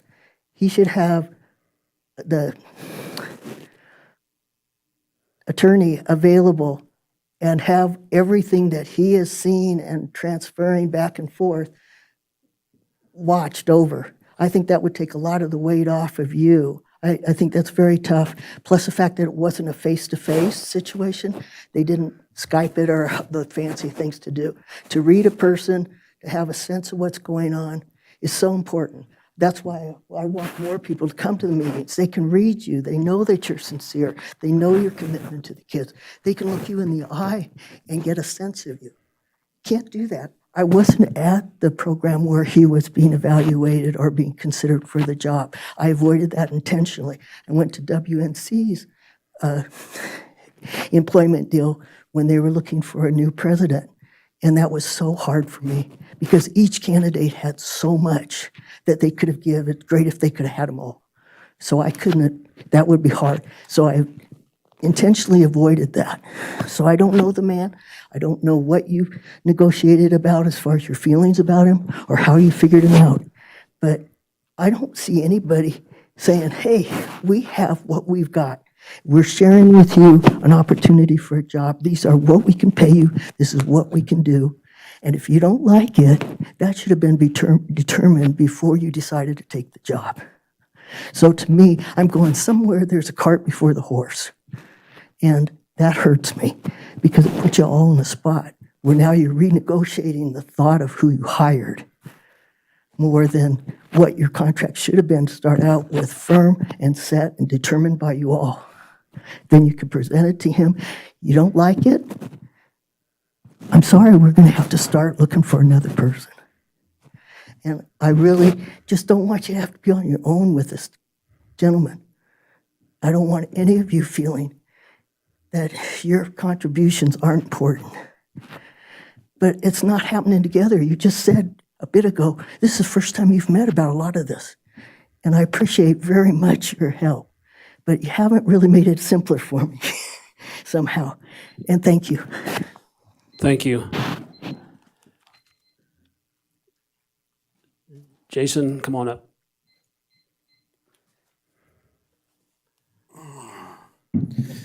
Jason Tingle.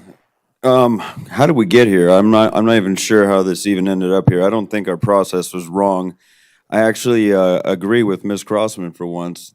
His offer was definitely ridiculous, but that is a negotiation. Negotiation is two parties trying to come together on terms. With inflation and everything else going on, I don't blame the man. Okay, so for anybody else to sit in this room and say they've never looked at a job in several job positions and chosen it because one paid more than the other, maybe you chose that school, maybe you chose the position of a principal, or as I heard earlier, a physician who cares about his patients isn't going to go from making $100,000 a year to 50 because he cares about his patients that much. I'm sorry, that's not the real world. That's not the way this works. So us even talking about, like Mr. Cassiopo said, I'm getting the feeling that we're just trying to maybe punt this whole thing, and that's not up for discussion. He's already been voted in. It's a negotiation. I don't see a problem with saying everything he put in there, yes, I disagree with. And I don't think that the money in there is worth it. I don't. Quite frankly, the week thing was ridiculous too. But I mean, to start over and go over this whole thing and to say it's not about money, especially in the middle of inflation the way it is right now, he's just doing the same thing we would do. He's testing the boundaries to see where we're going to go. I don't fault him for it because I know every single person here has done it at one point or another.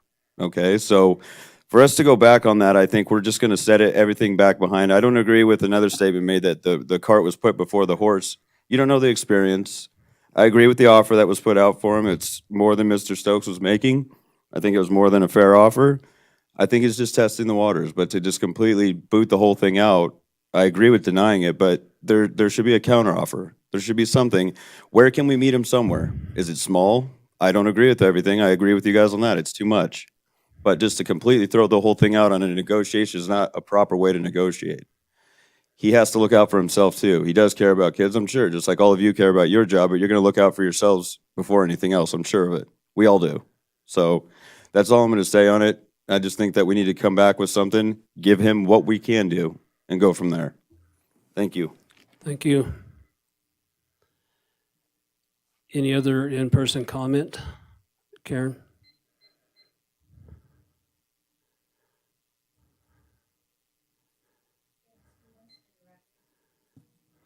Okay, now I'm on. First of all, I'd like to thank President Varner for all his efforts in the negotiation process. I truly believe he did that in good faith. But please refresh my memory, some of you who thought that Carson City School District should recruit a superintendent with a salary of at least $200,000 so that we could get a viable candidate.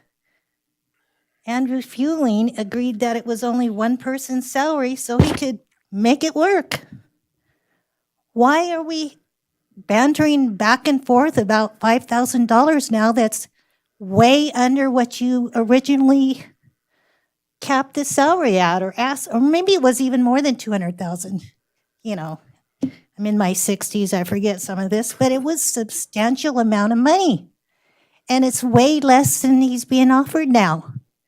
And you guys are acting like he's greedy. Good God. I do appreciate some of the concerns regarding Dr. Goldhart's proposed contract. However, he has every right to negotiate it. This is typical. I believe the board should send him a proposal with revised conditions. Some of his requests are reasonable. In fact, Mr. Stokes attends training studies, does not get prior approval from the board. So what is so ridiculous about that? I mean, some of the comments are just, you know, have me scratching my head. Anyway, I do appreciate all the time and effort that's been put into this to try to get a good superintendent for the school district, because our children deserve it, and we are living in very trying times, and so we do need to be careful. And thank you for your time. Thank you very much. Any other in-person public comment? Mrs. Swarzik?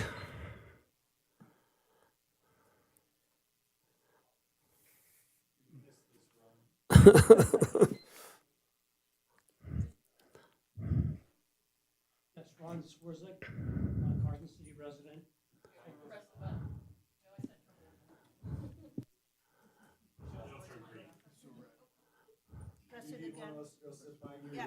Yeah, hey, there you go. Okay.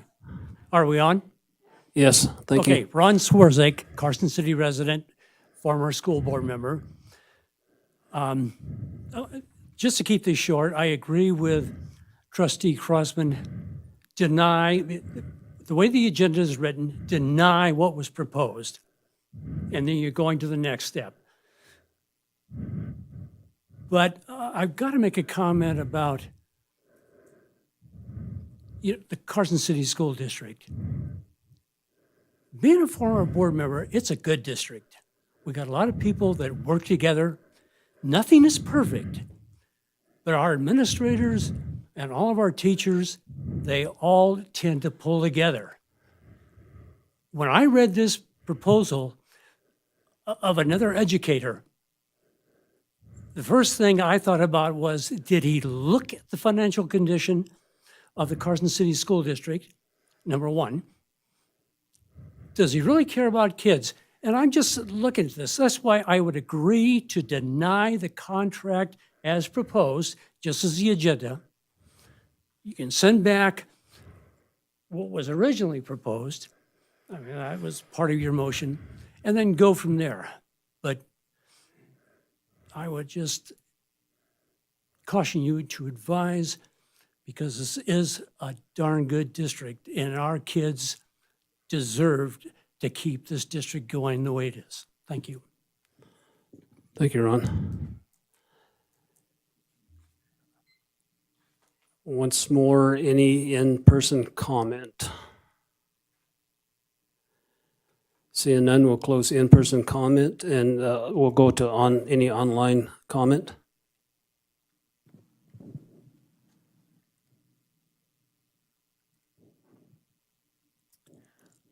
Mr. Varner, this comment is from, excuse me, Linda Herzl. She does not feel that the district should pay for his moving expenses. He chose to apply here. Also, I don't think the district should pay for his professional development or his professional organization fees. The district doesn't pay for the teacher's professional development or professional organizations. Thank you. And the next comment is from Mary Foster. She's the office manager at Empire Elementary. She states, as she was completing the public comment, I listened to Trustee Crossman's comments, and I agree wholeheartedly with everything she has said. Thank you, Mrs. Crossman. As an 11-year employee of the district that is barely making $40,000 per year, to hear the proposed increased salary and, more importantly, the moving travel expenses and possible severance package, I'm outraged. I and all of us here in the U.S. are facing 7% inflation and the possibility of little if no wage increase this coming year, and the thought of possible rifts in staff due to budget deficits are another thing to think about. How could you possibly approve the expenses he is requesting? He applied for the job and knew he would have to move. The expenses for that move are his expenses to bear. Thank you for your time. Mr. Varner, that's all I have. Thank you very much. We'll go ahead and close online public comment. And now we have a motion on the table and a second. I'll go ahead and call for a vote. All in favor say aye. Aye. Aye. Any, No. Thank you, Don. Any opposition, say nay. Nay. Don, one, okay, motion carries with a 6-1 vote. Oh, you said nay? No, I just, when you're done with it, Oh, okay, thank you. unrelated. Okay, I'll go ahead, Joe, then, like I said, the motion carries. I just wanted to thank everybody for your patience who's sitting out here. It's been a tough year.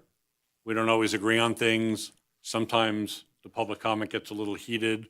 I just appreciated everybody, the comments I heard tonight, whether you're in agreement or not in agreement with all of us or some of us, everybody was respectful tonight. I just wanted to say thank you. Any other comment before we move on? I guess I would just add that the approach that I took was to be as conservative as I could. And I think that was the right approach, hopefully. And we'll move on from here. Thank you. We'll go on to agenda item number 12, approval of the consent agenda. This is for possible action. So public comment will be taken prior to any action. So do we have a motion to approve the consent agenda? So move. Motion by Stacy, second by Joe. Any public comment on this item? Okay, seeing no in-person public comment, we'll close the in-person public comment and move on to online public comment. No, Mr. Varner, thank you. Seeing none, I'll call for a vote. All in favor say aye. Aye. Any opposed say nay. Thank you, Don. Motion carries. We'll move on to item number 13, the information items. For discussion only, no action to be taken. I think everybody has probably read those already, so we'll just kind of leave it at that. Agenda item number 14, request for future agenda topics.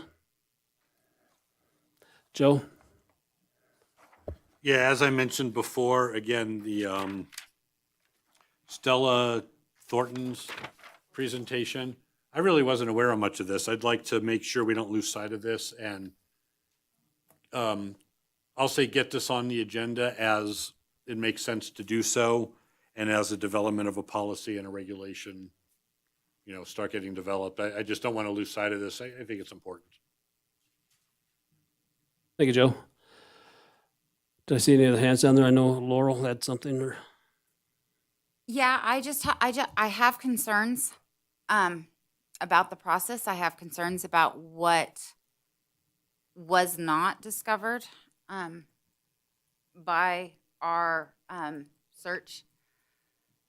I've had two reliable sources tell me that they were not called as references, which leads me to believe that perhaps other references weren't checked, other things were not looked into, and I think that we might want to re-examine.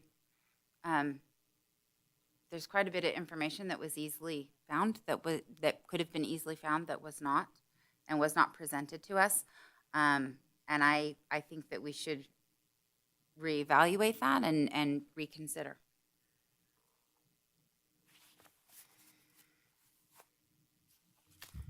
Any other future agenda items, topics?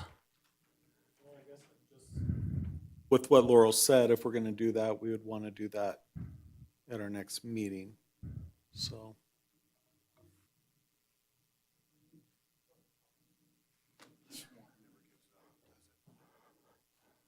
Okay.